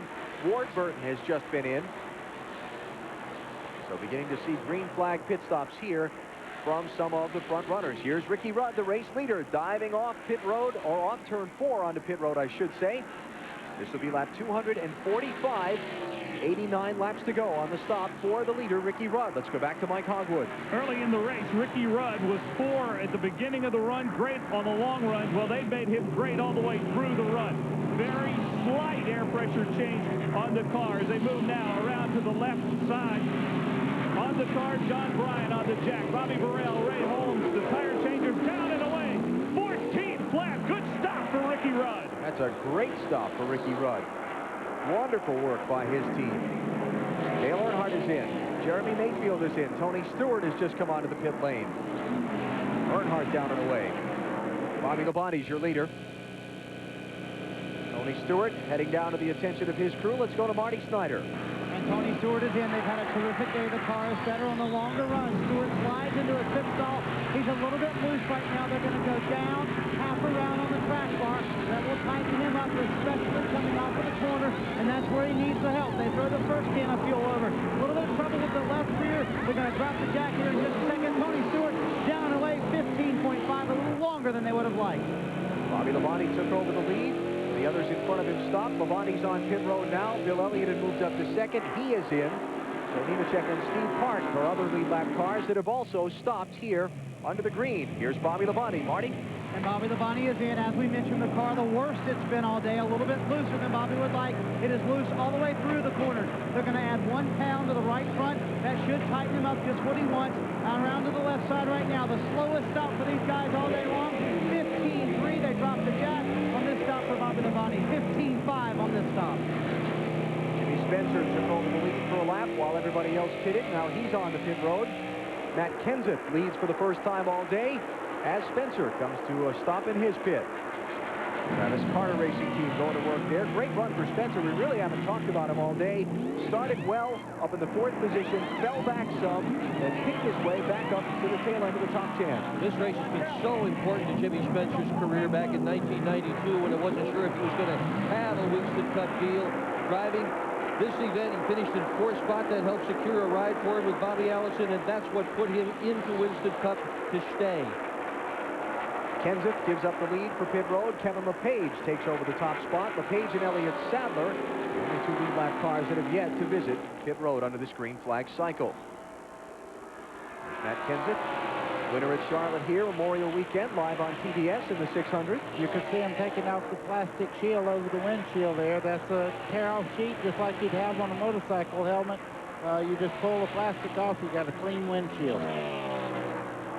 Kevin LePage gives up the racetrack to come down onto pit road. That's going to hand the lead. Tough stop there for Kenseth's team. Yeah, slow in the left rear. Hand the lead back to Ricky Rudd by a huge margin. That brilliant pit stop we saw Rudd's team a minute ago has gotten him a 4-second lead over Tony Stewart. Wow. Well, that's what a terrific pit stop will do for you, in particular under green flag conditions. It's always important to have a good one, but under green can mean all the world. And remember one other thing, there's not many people better on a road course than Ricky Rudd is. Getting out of the pits means a lot. Looking at the interval from 1st back to 2nd, there's Stewart with Jeff Burton right behind him. Again, the interval between Rudd and Stewart, it's 3.6 seconds and change with 84 laps to go. So there'll be another round of pit stops yet to come. TBS No Brakes coverage continues from Charlotte. We'd like to know what you think about our TBS No Brakes coverage. Log on to TBSSuperstation.com or call us toll-free at that number, 1-888-722-1635. Lines will be open till 8 p.m. Eastern Time tonight, and we would very much value your opinion of our No Brakes coverage in today's race. Second spot has changed hands. Jeremy Mayfield is moving up. He is around Tony Stewart. Stewart and Burton swapped second spot for a minute ago. Now Burton losing 2 positions here in the last couple of laps. Let's get a follow-up. Mike Massaro. And Alan, Jeff Burton came down pit road in 3rd, obviously 4th on the racetrack right now. Car was a little bit tight, so they did make a track bar adjustment. They went up 1 round there. They also put in a half a pound of pressure on the right rear tire, trying to free that car up just a little bit. They got him out in just under 16 seconds. A good stop for Jeff Burton. Unfortunately, he's lost 2 positions here since he came back onto the racetrack. Now there's Rusty Wallace, was running 10th, but had to come back down pit road after his stop. There is a rule about where your tires have to be when you're done working on the car, and one of Rusty's was not in the prescribed place. It had rolled away from the team while they were changing the tires, so he had to come back in for penalty, and it has dropped him all the way back to 25th position, a lap down. Worked so hard in the early part of the race to get the lap back. He lost with the tire that went down the left rear back at lap 64. Survived the damage from the wreck with Dale Jarrett at lap 180 that's mangled up the right rear so much. Still on the lead lap, still in position for a top 10. Not anymore. But it's a good rule. It's a really good rule. It's a great rule. NASCAR has taken control of what the crews do with tires on pit road more so this year than ever before, and it has made pit road a much safer place to work. than it has ever been before. There's the leader, Ricky Rudd. His advantage over Jeremy Mayfield, who's now the second-place car at 3. The audience over the past 5 years has, according to the maestro, got younger. Much of this is to do with his introduction of special concerts. Lap down to the race leader, Mike Massaro. What's up there? Well, one of the areas where the number 3 team of Earnhardt has capitalized all afternoon has been right here on pit road. And once again... Make them as imaginative as possible. They last 1 hour. There are attractions in the Tongue Harley beforehand. They had said just a while ago that the car was a little bit tight in the middle of the corner. Well, that problem has seemed to have gone away. Kevin Hamlin also had radioed over to his driver that the tires look very good. We've documented throughout the afternoon that that has been a concern down here. He's got more than that to be concerned with. Whoa! There's 3 guys up here in the booth holding their breath, and Earnhardt watching Spencer almost get caught up with a lap car, and then Spencer get loose while Earnhardt was trying to get to his outside off of 4. And we're just in the booth. 21st place, Michael Waltrip. Just now going a lap down. 73 laps to go. He's been on the lead lap for 261 circuits in this race. And he's finally going to have to give up the ghost to Ricky Rudd. If you've been around Lowe's Motor Speedway for a long, long time, you may remember back in 1990, this team, the 28 team, changed an engine on race morning with Ernie Irvin as their driver. They won the race. In 1991, with Davey Allison as their driver, race morning, they changed an engine, won the race. Guess what they did this morning? Changed an engine. Yeah, we watched them doing it and said, what are you doing? They said it's routine. Get ready to win the race. Taking on a little bit of a different tact at that team, and Bill Elliott, unscheduled pit stop, was running 9th. He just can't get a break. Every time, I know, every time he gets a fast car, he's got a problem of one kind or another. He was just in at lap 247. You see it's 262. It's 15 laps later. I'm going to suspect this is a wheel left loose. Marty Snyder, is it? Well, and they think it might be either a wheel left loose or a flat tire. And what a tough race for these guys. They were having a good run. They were getting ready to mention that he was just now into the top 10, and Bill's had a good week. He finally got on one crutch and no crutches from his accident earlier a couple weeks ago. And we'll find out if it was indeed a flat tire or loose lug nuts. All right, we'll get that follow-up report from Marty very shortly. Elliott's going to go at least 1 lap down. And the better part of 2 as leader Ricky Rudd comes up to overtake him as he leaves pit road. 70 laps to go in the UAW-GM Quality 500 at Charlotte. TBS No Brakes Racing continues.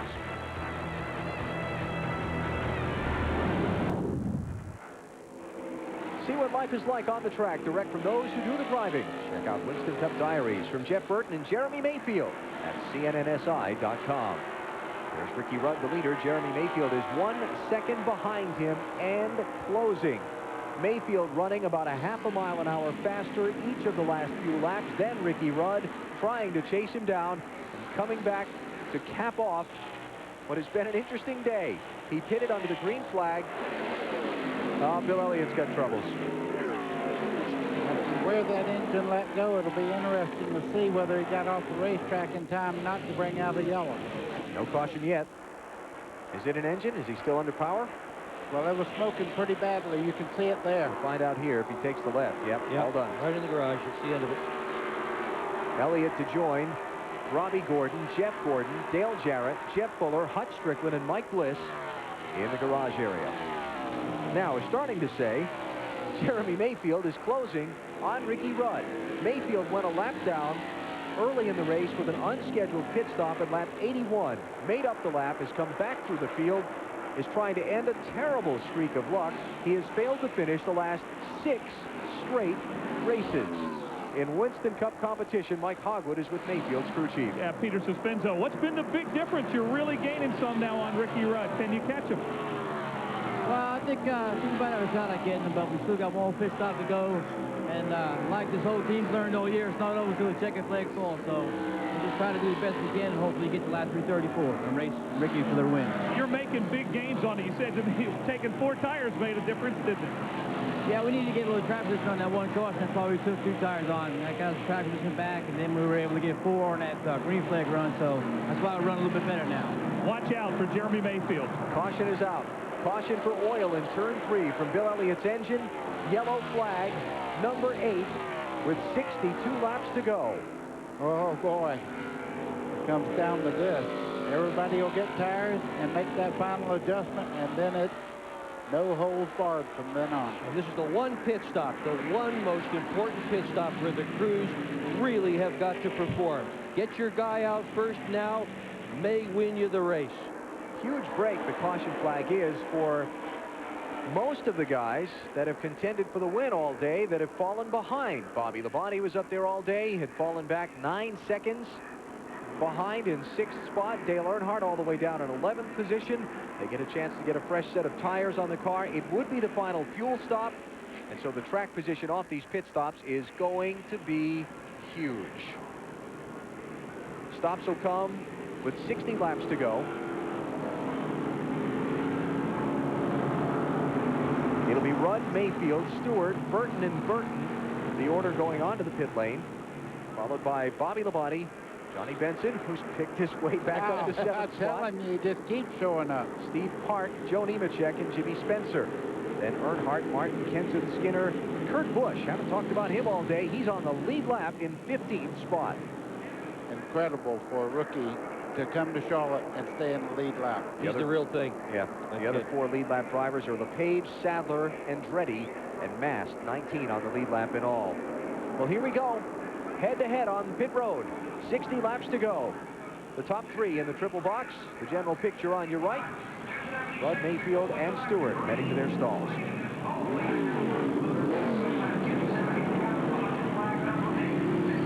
Ricky Rudd's crew coming around to the right side. About even with the 12 car. They are pitting nose to tail on pit road. Little hang up there on the right rear on the 20 car, Tony Stewart. Rudd get out ahead of Mayfield. Watch for Stewart. See if he pops out here.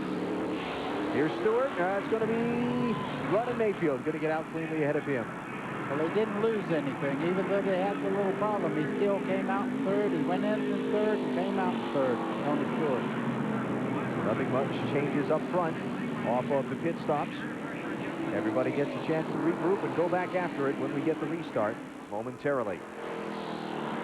Cleanup underway. Bill Elliott apparently dropping oil out in turn 3. Yellow number 8 in the UAW-GM Quality 500 at Charlotte. Big cleanup up in turn 3. The oil from Bill Elliott's car forcing the blowers out onto the racetrack, so we're going to be under caution for another couple of moments here in the UAW-GM Quality 500. Final pit stops, barring another yellow, have been made, and Ricky Rudd's team holds the lead for him. Mike Hogwood is with his crew chief. Mike? We're with Michael McSwain. I'll ask you what you do on that pit stop. How confident are you down the stretch of this race here?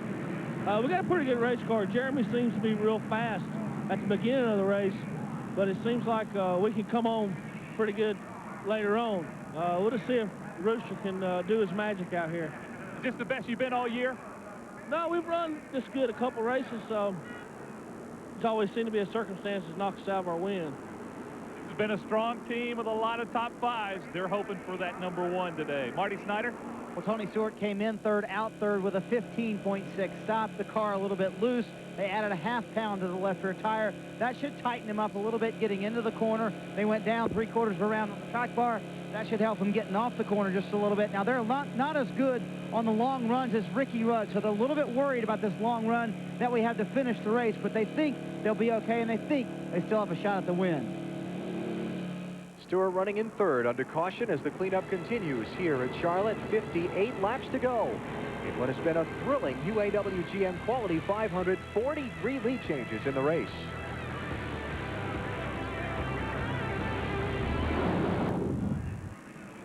If you will log on to TBSSuperstation.com today, you can get a bird's eye view from the driver's perspective. The in-car camera looks like that one from Elliott Sadler's car, should he happen to be your favorite driver. It's only at TBSSuperstation.com. We have had a whale of a race so far today. 43 lead changes, 13 different drivers. If you're just tuning in, I'm sorry, because it's been spectacular. You have missed something if you're just tuning in. This may well be the best race of the year so far, and the best part of it is yet to come. Been following the championship contenders for the NASCAR Winston Cup title.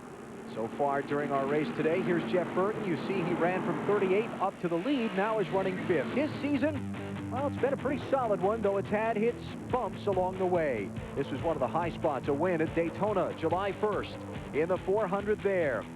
He went toe-to-toe with the rival for the title, Bobby Labonte. At New Hampshire in September, came out on top to score the victory, but it's had its down moments as well. This is March in Atlanta. Jeff Burton is leading the race, cuts a tire and slams the wall hard in turn 3, escapes injury, but is quite peeved at his ill fortune. Then Dover, just a couple of weeks ago, lap 186, running second, slams the outside wall. It has left Jeff Burton 227 points behind Bobby Labonte coming into today's race with 6 to go in the season. Our look at the contenders and how they have fared today. Bobby Labonte, championship leader, running in 6th place right now. He's been in the top 3 or 4 all race long. This is about the worst he's run all day. Dale Earnhardt, ditto, led a lot of the race early, fallen all the way back to 16th, worst he's run all day. Burton up to 5th. Dale Jarrett with a big crash at lap 180, and he's out of the race. Let's go to the Bobby Labonte pit right now. Well, the biggest thing fighting Bobby Labonte for most of the last couple runs has been track position. Jimmy Maycar, you've struggled with the car, but now you finally got back up to where you can get to some guys. Well, that's true. We haven't been our typical selves at Charlotte here all day. We don't seem to have the speed. It's not that the car's not driving very well. We don't have the speed we need on early runs. And the longer we run, the better the car is. If people give up, we actually maintain good speed. So we need the long run here at the end, obviously. But we got hung up in some traffic there trying to pass some guys that were a little tough to pass, this last run, and got us a little farther behind the leaders than we really needed to be. But I think our car's a little better than where it's at right now. Hopefully we've made an adjustment here this time, and we can get a long run and maybe have something for them. Track position was the killer for you. Now that you're at them, can you pass them and get to the front, though? That's a good question. I hope we can. Like I said, early in a run, I don't think we're going to have a lot for a couple of guys there, but hopefully this thing will go green, like I said, and as their tires go away, we can race them there at the end. All right, let's go to Mike Massaro. And Bill Elliott, it looked like it was such a solid afternoon. You had run in the top 10 all day, but when things fell apart, they fell apart in a hurry. What happened those last few laps? Well, I ended up cutting a left rear tire down, and I knew something was wrong, so I came in, we got that addressed, went back out. You know, we still felt like we'd be okay because everybody else was going to still have to make another stop if it went green. I was kind of in a little bit of trouble if it hadn't been, but, you know, all in all, you know, we started down the back straight away, the engine let go, and, you know, it's just, man, I tell you what, I don't know what it is, you know.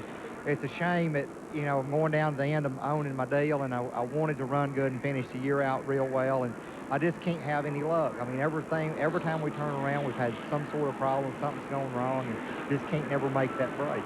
And Bill Elliott mentioned the bad luck. It's particularly bad here in Charlotte for the second straight event. He finishes with engine problems back in the pack. 8th race this season, Bill Elliott has failed to finish. Check this stat out. The last NASCAR Winston Cup Series race with more than 40 lead changes. 1989, July, Talladega. Wow. We have had 43 of them so far here today, and we may not be done yet. No, I can guarantee it, because there is so many great race cars, not just the leaders you're looking at there. I just tell you, when they drop this green flag, we're going to find out who has the muscle, because all the strategies behind us now. No more conserving fuel, worried about anything. Go for it. 53 to go. Green flag.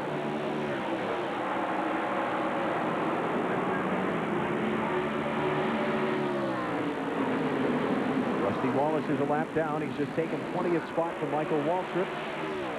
Came back from a lap down earlier in the race, then got in the wreck with Dale Jarrett, then had a penalty. Trying to get back on the lead lap now if he can and salvage somewhat of a finish. I'm sure Jeremy would like for this to end pretty quick here so he can make a run at Rusty Wallace. At Rudd, as they come down the front straightaway, you're riding with Tony Stewart, and he's looking them both over. He's trying to get up there because he knows he has a fast car at the start of the run. He also knows about a dozen cars left in this race that are fast enough to win it. So getting track position right now is a definite advantage. Jerry Nadeau's car has been retired from the race. Bill Elliott is out. 8 cars now behind the wall. And out of this one with 52 laps to go. Rusty going to take a peek to get that lap back on Rudd. If he gets that inside lane, you know Mayfield's going with him. going to try to get to the inside groove going into turn 1, and that'll be interesting if he does, whether his teammate will be able to follow him. Rudd closes the door and does not let him by. A little bit farther back in the pack, Dale Earnhardt trying to rally back. Just took 13th spot away from Jimmy Spencer, but Earnhardt in the top 3 for much of this race. He's got a long way to go to catch back up, and not a lot of laps left to do it. There's Dale. Mayfield around Wallace, so Rusty gives up the chase after trying to get the lap back. And Mayfield's able to make that car work on the high side, so don't be surprised if he takes the lead on the high side of the 28 of Ricky Rudd.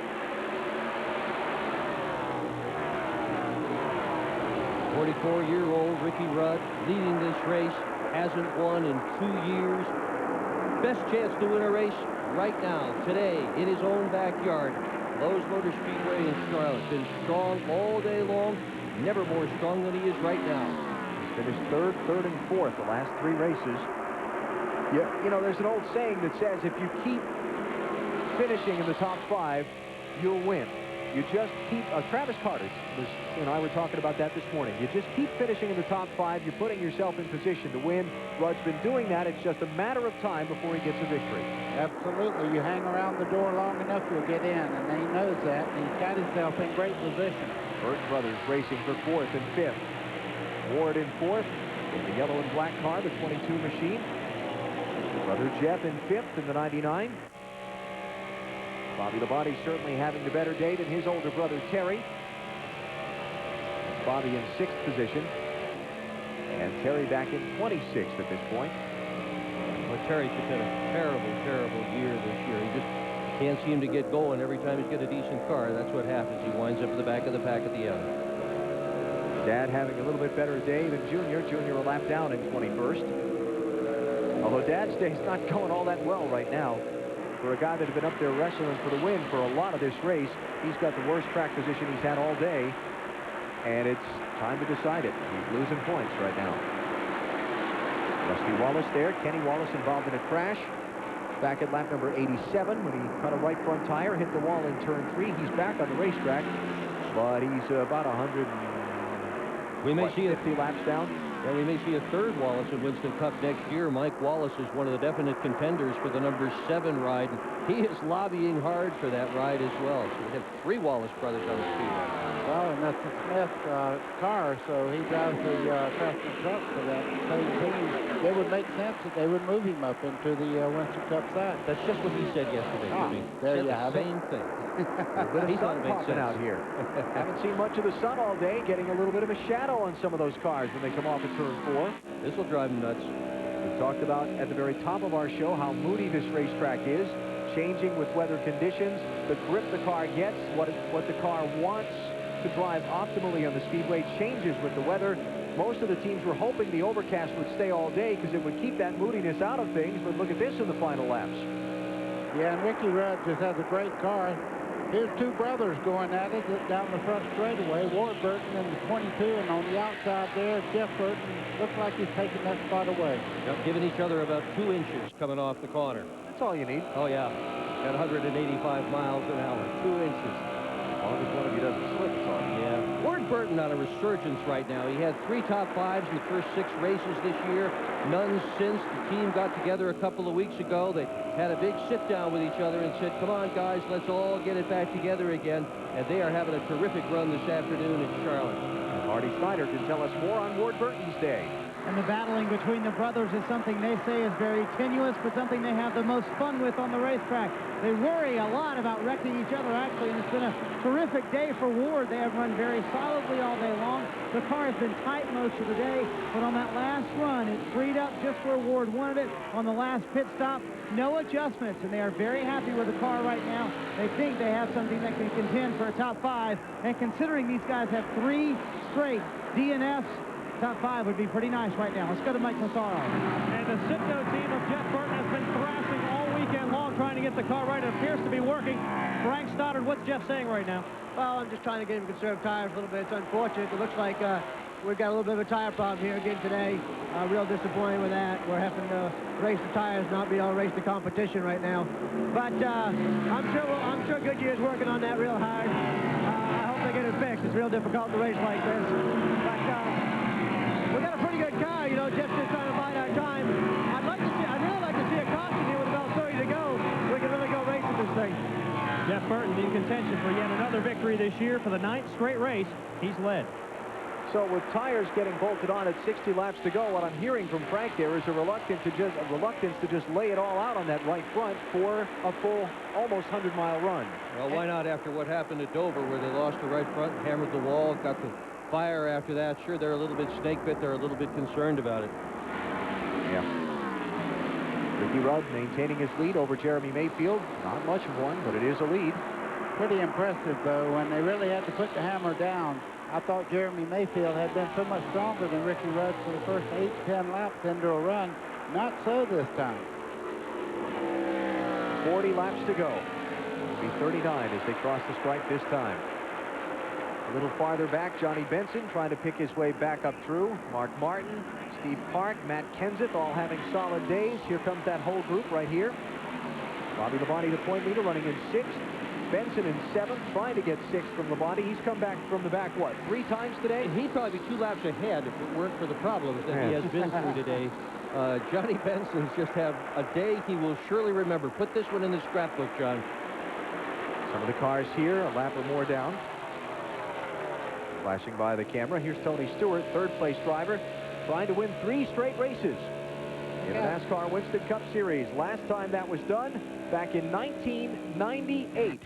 The man to do it was the Rainbow Warrior, Jeff Gordon. Summer of 98 is when it happened. Started at Pocono live on TBS. He took the victory over Mark Martin that day to begin the hot streak. A couple of weeks later, it is off to Indianapolis, where he scored the win once again over Martin, this time under caution at the end of the Brickyard 400. He capped the three-peat at Watkins Glen. Different venue, the road course this time. Result was the same, Gordon over Martin. Taking the checkered flag in that race, the last time a NASCAR Winston Cup driver has won 3 straight races. Stewart's got to get the giddy up a little bit faster here if he's going to catch Rudd and Mayfield. Well, he just made an important move. He got by Rusty Wallace there, and now only the 2 lead cars are up in front of him. You can see going through the corner there, his hands are a little busy, but not as busy as we have seen other drivers in the corner. Tony Stewart, I think, waited a few laps. Now he's going to try to turn it on, but he's got 2 great race cars in front of him to try to catch. Lap speed, Stewart's a little bit slower than the top 2 cars. Mayfield catching Ricky Rudd a little bit here. Let's find out more from pit road. Mike Hogwood. Well, he is gaining on him, but as crew chief Peter Suspinzo said, just be careful, stay there, ride there, and remember Pocono, where he was 2nd on the last lap and had a dramatic victory. Had a dramatic loss is what he did when the tire went away half a lap from the checkered flag. Exactly. Going into the tunnel turn there, the right front let go, beat the right front off the car, and he just fell straight backwards. Rusty Wallace won the race, his teammate. Saw that one live here on TBS. Well, Hog may have also been talking about the one that he won at the very tail end, where he got into it with Earnhardt on the last lap. Our scheduled pit stop for Mike Skinner was on the lead lap, is no longer, as the top 2 come by the start-finish line in Skinner's car on pit road. Well, I can tell you one thing. If he goes to the last lap with Ricky Rudd is one of the best at that bump and run himself, so he stands up for himself pretty well. It'll be interesting if these 2 cars come down towards the end there to see who wins. Burt is starting to catch Stewart a little bit for 3rd spot, with Burt trying to deal with the Rusty Wallace lap car. You saw Ward, his brother, still behind him. There's Jeff Burton down low there. Ward, Bobby Labonte, Johnny Benson, Steve Park. I don't think the talk that they just had between Stoddard and Burton really worked out, because he's turned it up. He's one of the fastest cars out there right now. What a terrific job today for Kurt Busch in only his 3rd Winston Cup race. Mike Massaro, he's doing a great job. Absolutely incredible job right now, Alan. He's only 22 years old. This is his 3rd Winston Cup race. We've already saw his potential in the NASCAR Craftsman Truck Series, where he's run in the top 3 in points most of the season, has collected 3 wins there himself. He started 42nd this afternoon. Actually took a provisional, but has made his way up to 16th. This team very happy with what Kurt Busch has shown so far. One of 18 cars on the lead lap. Kurt Busch is doing a terrific job in his first outing here at Charlotte. Getting down to the settling laps of the race. TBS No Brakes Racing continues in a minute.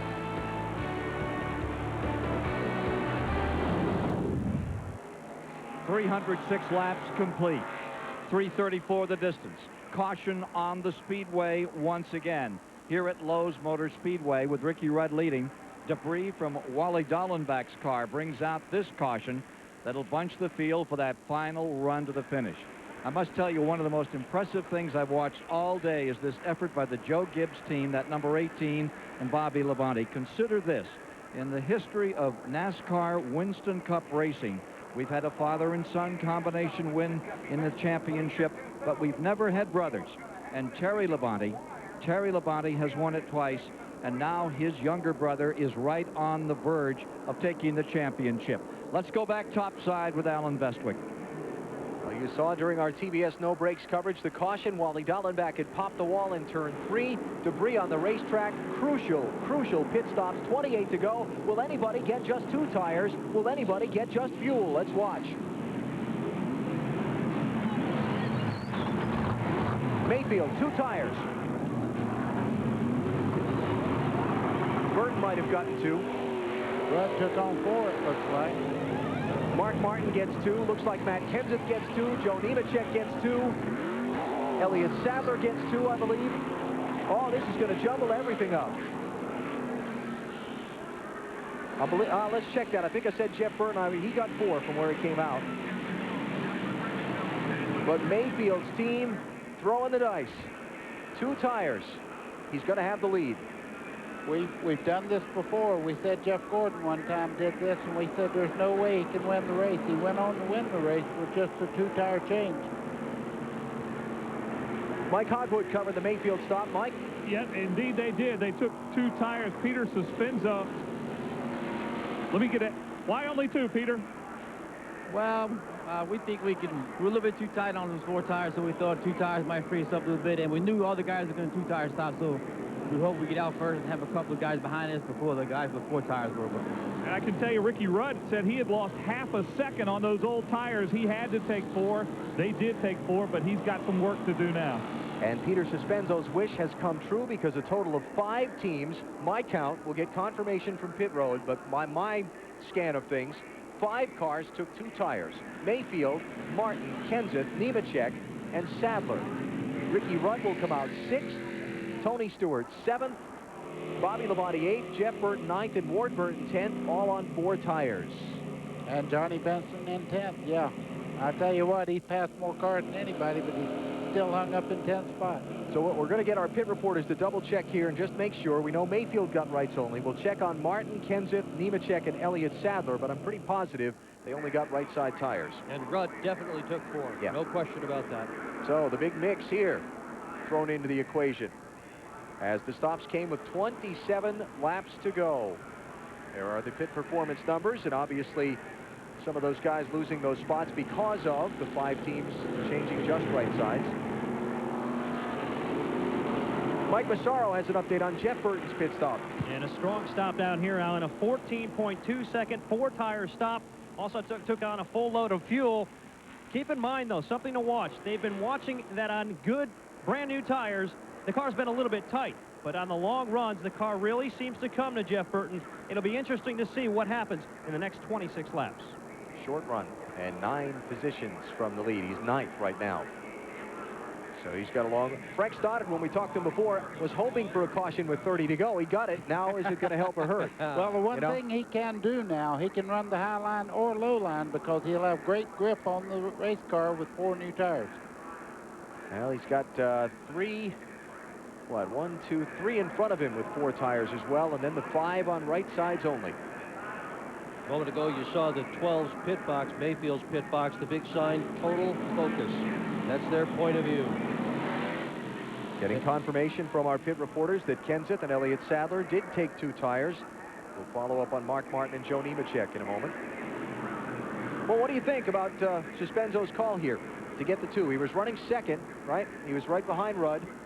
Got the 2 tires, got the lead. Now he's got to hold everybody off. I'll tell you, this year there have been no guarantees. They just asked Rusty Wallace about all that stuff here in the number 2 car. He has won and he has lost by taking 4 tires and 2 tires this year. Absolutely no guarantees, but I tell you, I like Rudd's chances. Starting out in 6th spot with 4 new tires on his car. We got a long ways to go. It's a 334-lap event. 309 down so far. Stick around. Nobody knows. What I'm looking at, though, Mark Martin has, we know now that he took on 2 tires on that last stop, but he has some front end damage to the left front corner of that car. Now, whether that'll hurt him or not, I don't know. All right. Well, it's going to be interesting. We're down to settle it.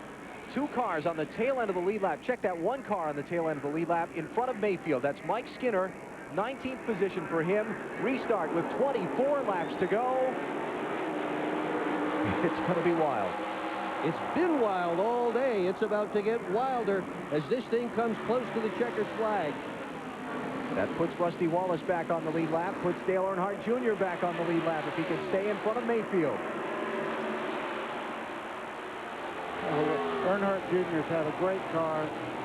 For the last 2 or 3 stops, he's been one of the quickest cars out there. Just terrible position by losing laps earlier in the race. Wally Dallenbach's car has gone to the garage. It has been retired from the race after the contact with the wall in turn 3 that dropped the debris and brought out the yellow. By the way, Joe Nemechek did get right side tires, so the first 5 on the restart, only getting 2 tires.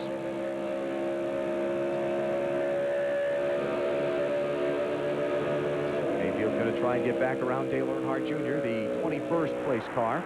He's got to be gritting his teeth, too, because he's having to run very high on the racetrack because there's other cars down low. If we go back and look at Ricky Rudd, he's about to lose a spot to Tony Stewart. Stewart has got Rudd pinned in traffic. Here they come into turn 1. Stewart up the outside of Rudd. Bobby Labonte up the outside of Rudd. Ricky's caught behind the Dick Trickle car. This is going to get touchy. Well, he's not going to be patient there for long. Look at this. Oh, boy. Jeff Burton thinks he's got the right line. He just dropped in behind Ricky Rudd. He's going to follow Rudd instead of his brother. Rudd's going to go 3 wide here any minute. He can't stay behind Trickle for long. He can't be there. The Elliott Sadler in the 21 there, he's one of the guys that took on 2 tires. He's going backwards right now. The 4-tire regime is on a run, but do they have time to catch Mayfield? That's the question. Well, discretion being the better part of valor there for Rudd. He'll keep it double wide. Elliott Sadler losing position. Stewart is by him for 5th. Bobby Labonte by him for 6th. Here comes Ward Burton for 7th. Done. Well, that's the price you pay for taking 4 tires. You wind up in the back of the pack and you can get yourself jammed up with a whole bunch of cars you don't want to mess with.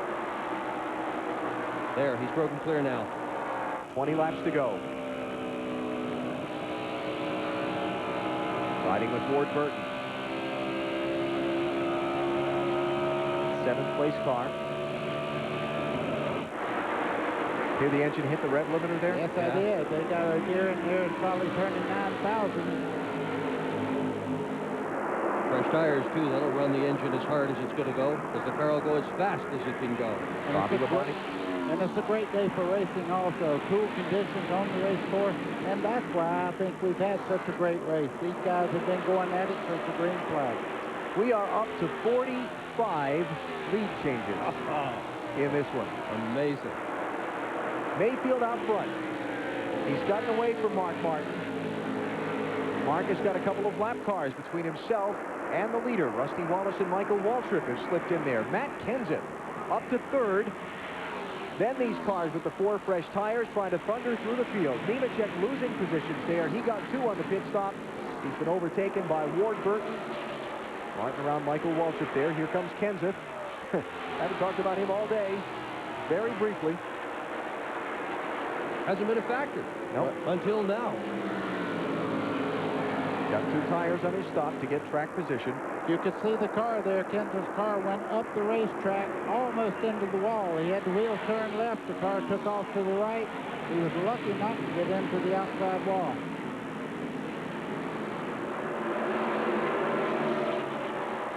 Look at the lead change figures there.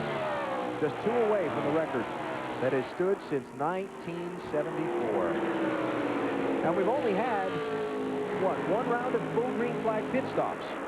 those numbers not artificially inflated. We have had lead change after lead change and great competition on the racetrack. Bobby Labonte, he just got by that last corner there. He got by Matt Kenseth. Third spot. Labonte now, he's the first car on the 4 fresh tires. So far the pit stop has worked in his favor at this point. You are watching the closing moments of the UAW-GM Quality 500 from Charlotte, live on TBS Superstation. Alan Bestwick here with Dick Berggren and Buddy Baker. A phenomenal race all afternoon long. 45 lead changes. On the last set of pit stops, Jeremy Mayfield took just 2 tires. He in second place, Mark Martin, trying to hold off a fast-closing Bobby Labonte, who got 4 fresh on his stop and is charging hard. Labonte up on Martin's back bumper and running 2 miles an hour faster than Jeremy Mayfield on the last lap. Jeremy Mayfield's got to just hope and pray right now that the cars in between he and Labonte give Labonte a little bit of problems, because he is flying. He can run anywhere he wants to on the racetrack much quicker than everybody else through the corner. Dale Earnhardt running well most of the race, has fallen back. He's in 12th position, losing ground to Bobby Labonte, who's in 3rd. Earnhardt about to take 11th from Joe Nemechek. Earnhardt's car not behaving in the final laps nearly like it did in the beginning. Here's second spot, Bobby Labonte under Mark Martin. 3 second-place finishes in a row here. And if you're looking at that face on the front of Bobby Labonte's car, Frankenstein looked like he smiled in. That car is really hauling it through the corners. Last lap, Bobby Labonte slightly, that's about even with Mayfield on the last lap while he was passing Martin. We'll see what it is this time in a clear racetrack. He has eaten him up. Now, as he leaned on those 4 tires and maybe got them a little warm, this thing might level out here as they get closer to the finish. Ricky Rudd, the big loser, by the caution flag. Falling back to 5th position, trying to take 4th from Tony Stewart. He'll get it into the corner. But does he have enough time to get to the front? 12 to go. Now he's all done. Rudd's all done. He's 2.5 seconds back without another caution flag. The trick right now is, does Bobby Labonte have enough time? 1 mile an hour faster than Mayfield on the last lap. 11 to go when they come this time.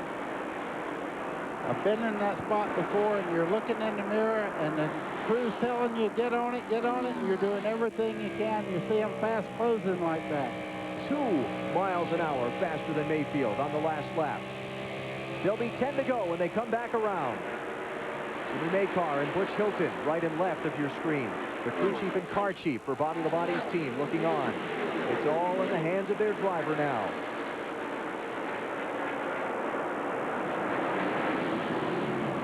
10 laps to go in the race. Rusty Wallace just in front of Labonte now. I'm sure that Rusty will let him go by on the inside there, moving out of the way, giving way the way you should do. He did not hold him up. This is going to be close. Let's check quickly in the leader's pits. Mike Hogwood. Well, the car of Jeremy Mayfield's a little bit tight right now. They're encouraging him from here to hold on, drive the wheels off of that car. Is it enough? Doesn't look like it right now. They know that Bobby Labonte is faster. So Marty Snyder. And Bobby Labonte is faster. Now, last year in the Coca-Cola 600, Bobby Labonte lost the race because what Jimmy Maycar said was a mistake on his part. On the last stop, they did not go all the way up on air pressures. When they start a run, they start on low air pressure. Maycar made the mistake. He started the air pressure too low. Jeff Burton's crew chief, Frank Stoddard, started the air pressures high. Today, Maycar did not make that mistake. He started the air pressures high on the beginning of this run. He said, Bobby, go for it. And Bobby is doing that right now and catching Jeremy Mayfield. Let's go to Alan Bestwick. Labonte is there. 8 laps to go. He's going to look outside on Jeremy Mayfield and try and get the run off of turn number 2. Jeremy moves out to the outside wall, giving him no corners there as they head down towards turn 3. He has to pick a groove that Mayfield doesn't go to get by. Driving in on the outside.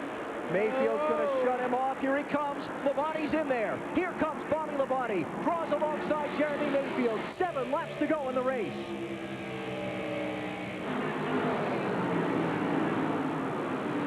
Well, that's the answer to the 4-tire question right there. He goes by on the outside. Mayfield's not done yet. Not done yet. This is not over yet. Mayfield charging back on the bottom. Labonte on the high side. 4 tires is going to win out. Bobby Labonte to the lead. The folks jumping up and down in the grandstand. 6 laps to go. Alan, one thing he's got to do, though, he has the lead right now, but he has lap traffic that's going to play into this thing. He has to do the right thing. It's his race to lose right now. He's much quicker. We talked about it being Bobby Labonte's championship to lose at the top of our broadcast. Winning races is a fine way to win a championship. Oh, boy. Well, with a lot of pride winning a championship this way. He's had a brilliant drive today. He's been at the front of the field all day long, driven smart, driven hard, driven fast, driven well. Ricky Rudd by Mark Martin for 3rd. Jeff Burton running in 6th. Dale Earnhardt 11th. Only showing you cars in the lead lap now in our timing and scoring box at the upper left of the screen. 20 of them there. Bobby's just taking off now.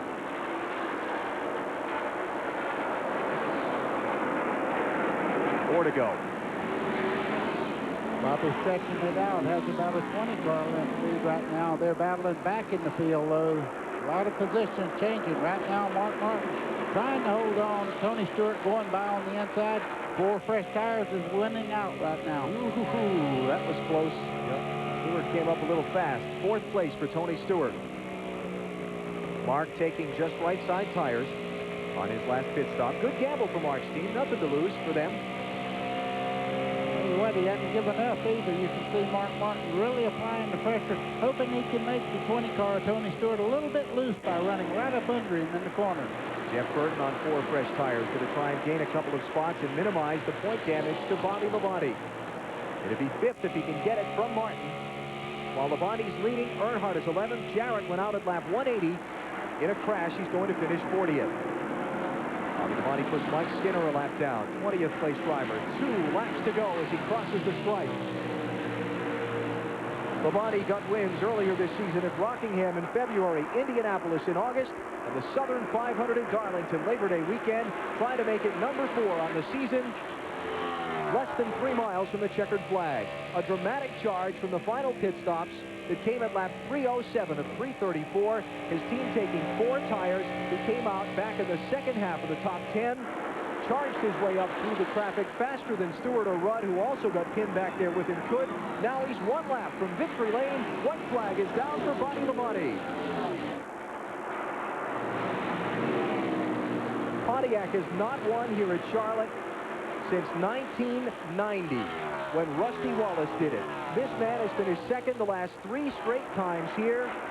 Final corners for Bobby Labonte.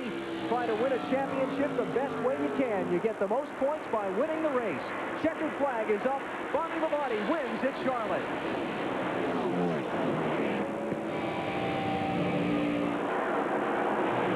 Joe Gibbs, Norm Miller from Interstate Batteries there. That's a crew and a team that deserves to celebrate. What a year they have had so far. What a job, what a day. Oh, boy. And the most satisfying kind of win. You rally to the front late. Look at this. Look at this. This is the team prayer.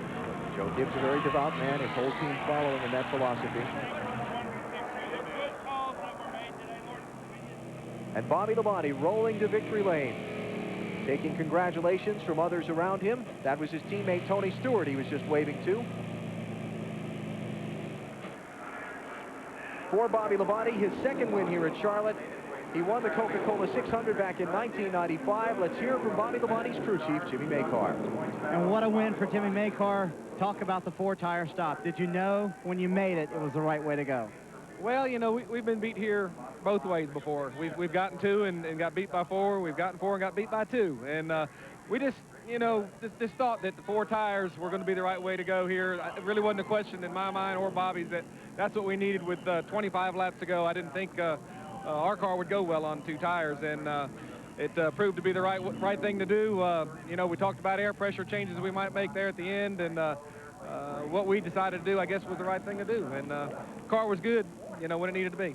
A huge statement for the championship. What did you say to Bobby on the radio afterwards?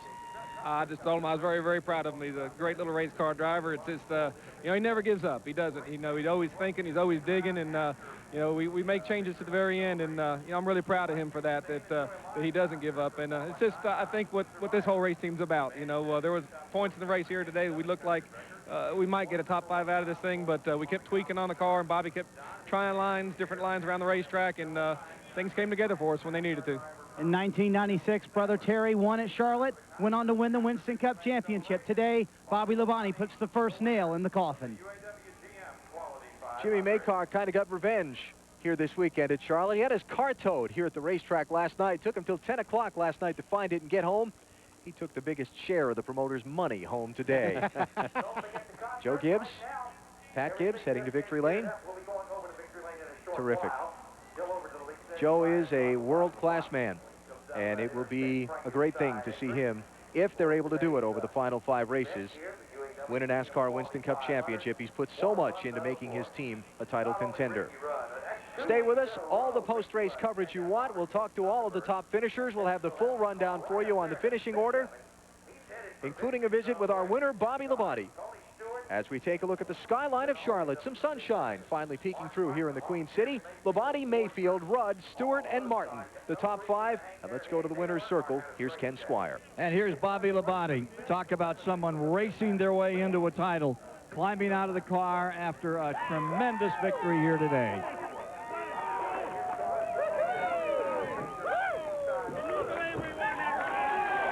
The champion, no question about it. What a performance.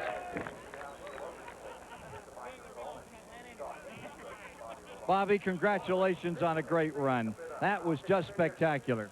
Well, thank you. I tell you what, the guys did a great job. We started second, and a lot of good cars out there all day long. We had heck of a battles all day long.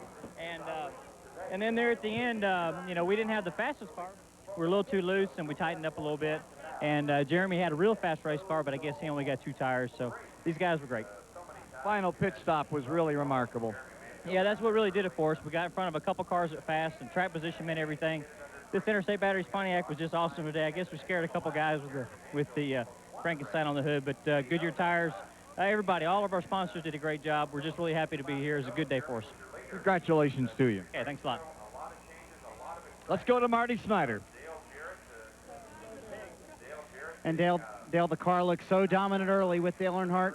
What happened to it late in the race? I don't know. We only had a left front shock go bad or something. The car picked up a terrible push in the center, and it just sort of bounced a lot on the left front or in the left front. So I'm thinking we had a shock go bad, but the car was running good, and it just don't go that bad. And then we adjusted, trying to tighten the car up, never got any better. So just had a terrible day. Was the car good enough to win, Dale? It was at one point. All right, Dale Earnhardt obviously takes a big hit in the point standings today with Bobby Labonte in victory lane. Take a commercial break here and come back with more of our post-race coverage in a moment. You see Earnhardt finishing 11th, Burton 6th, Dale Jarrett finished in 40th. Bobby Labonte has won the UAW-GM Quality 500. Back to Charlotte in a minute.